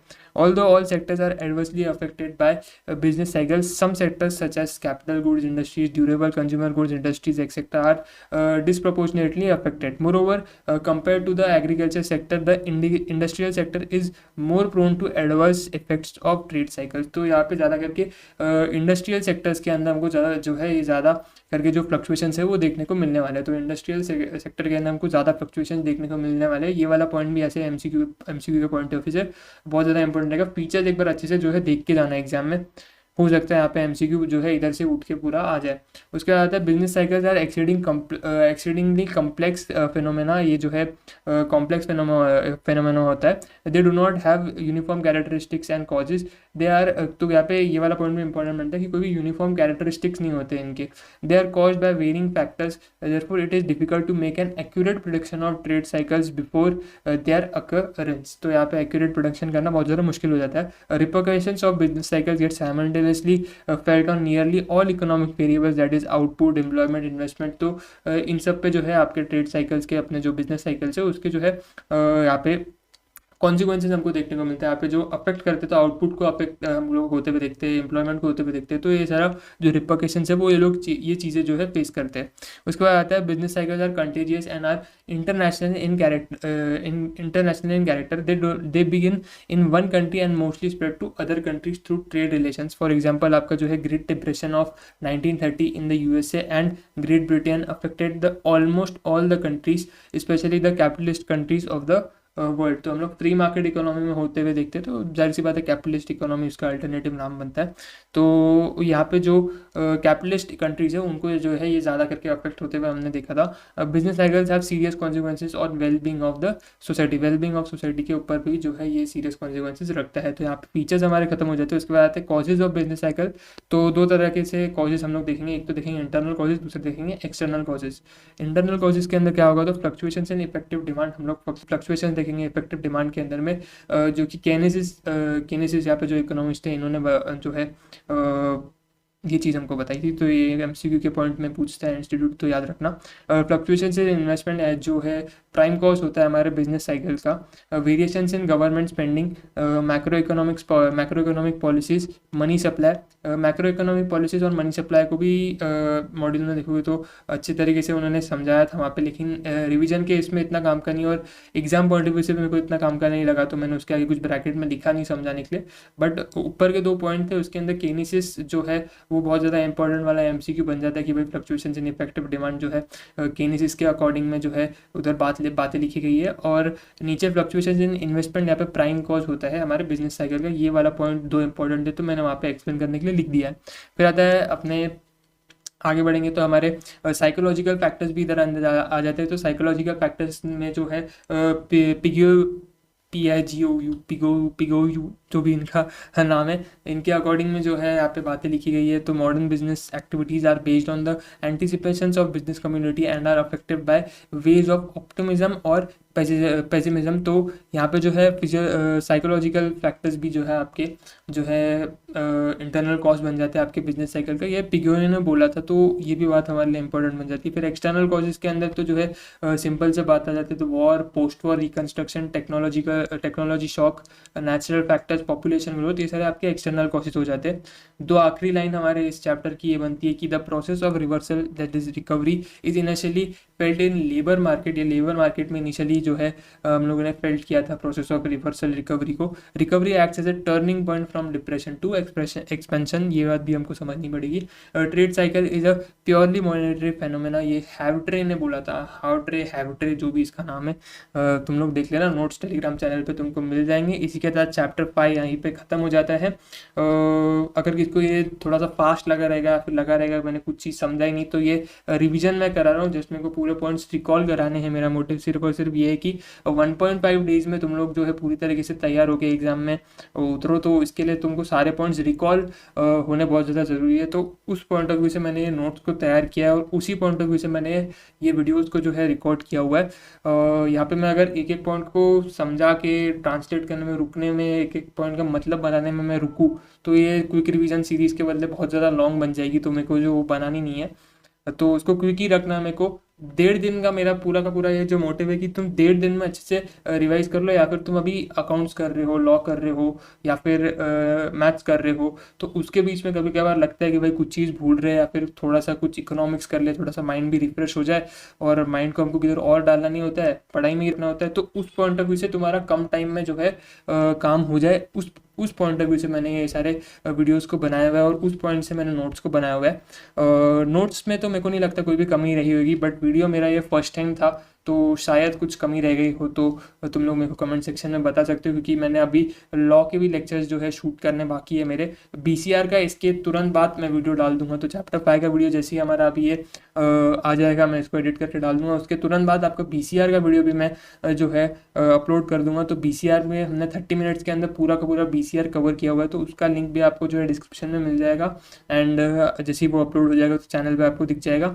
एंड उसके बाद लॉ की सीरीज़ हम लोग शुरू कर रहे हैं, नोट्स मैंने बनाने ऑलरेडी शुरू कर लिए, तो थोड़े टाइम में लॉ की सीरीज़ भी मैं लेकर आ जाऊँगा। मेरा टारगेट ये है कि इंडियन कॉन्ट्रैक्ट एक्ट हम लोग कुछ 50 to 40 मिनट्स के अंदर पूरा निपटा दे, और सेम फॉर सोगा, पार्टनरशिप एंड कंपनी लॉ, तो LLP भी। तो thank you so much for watching this video.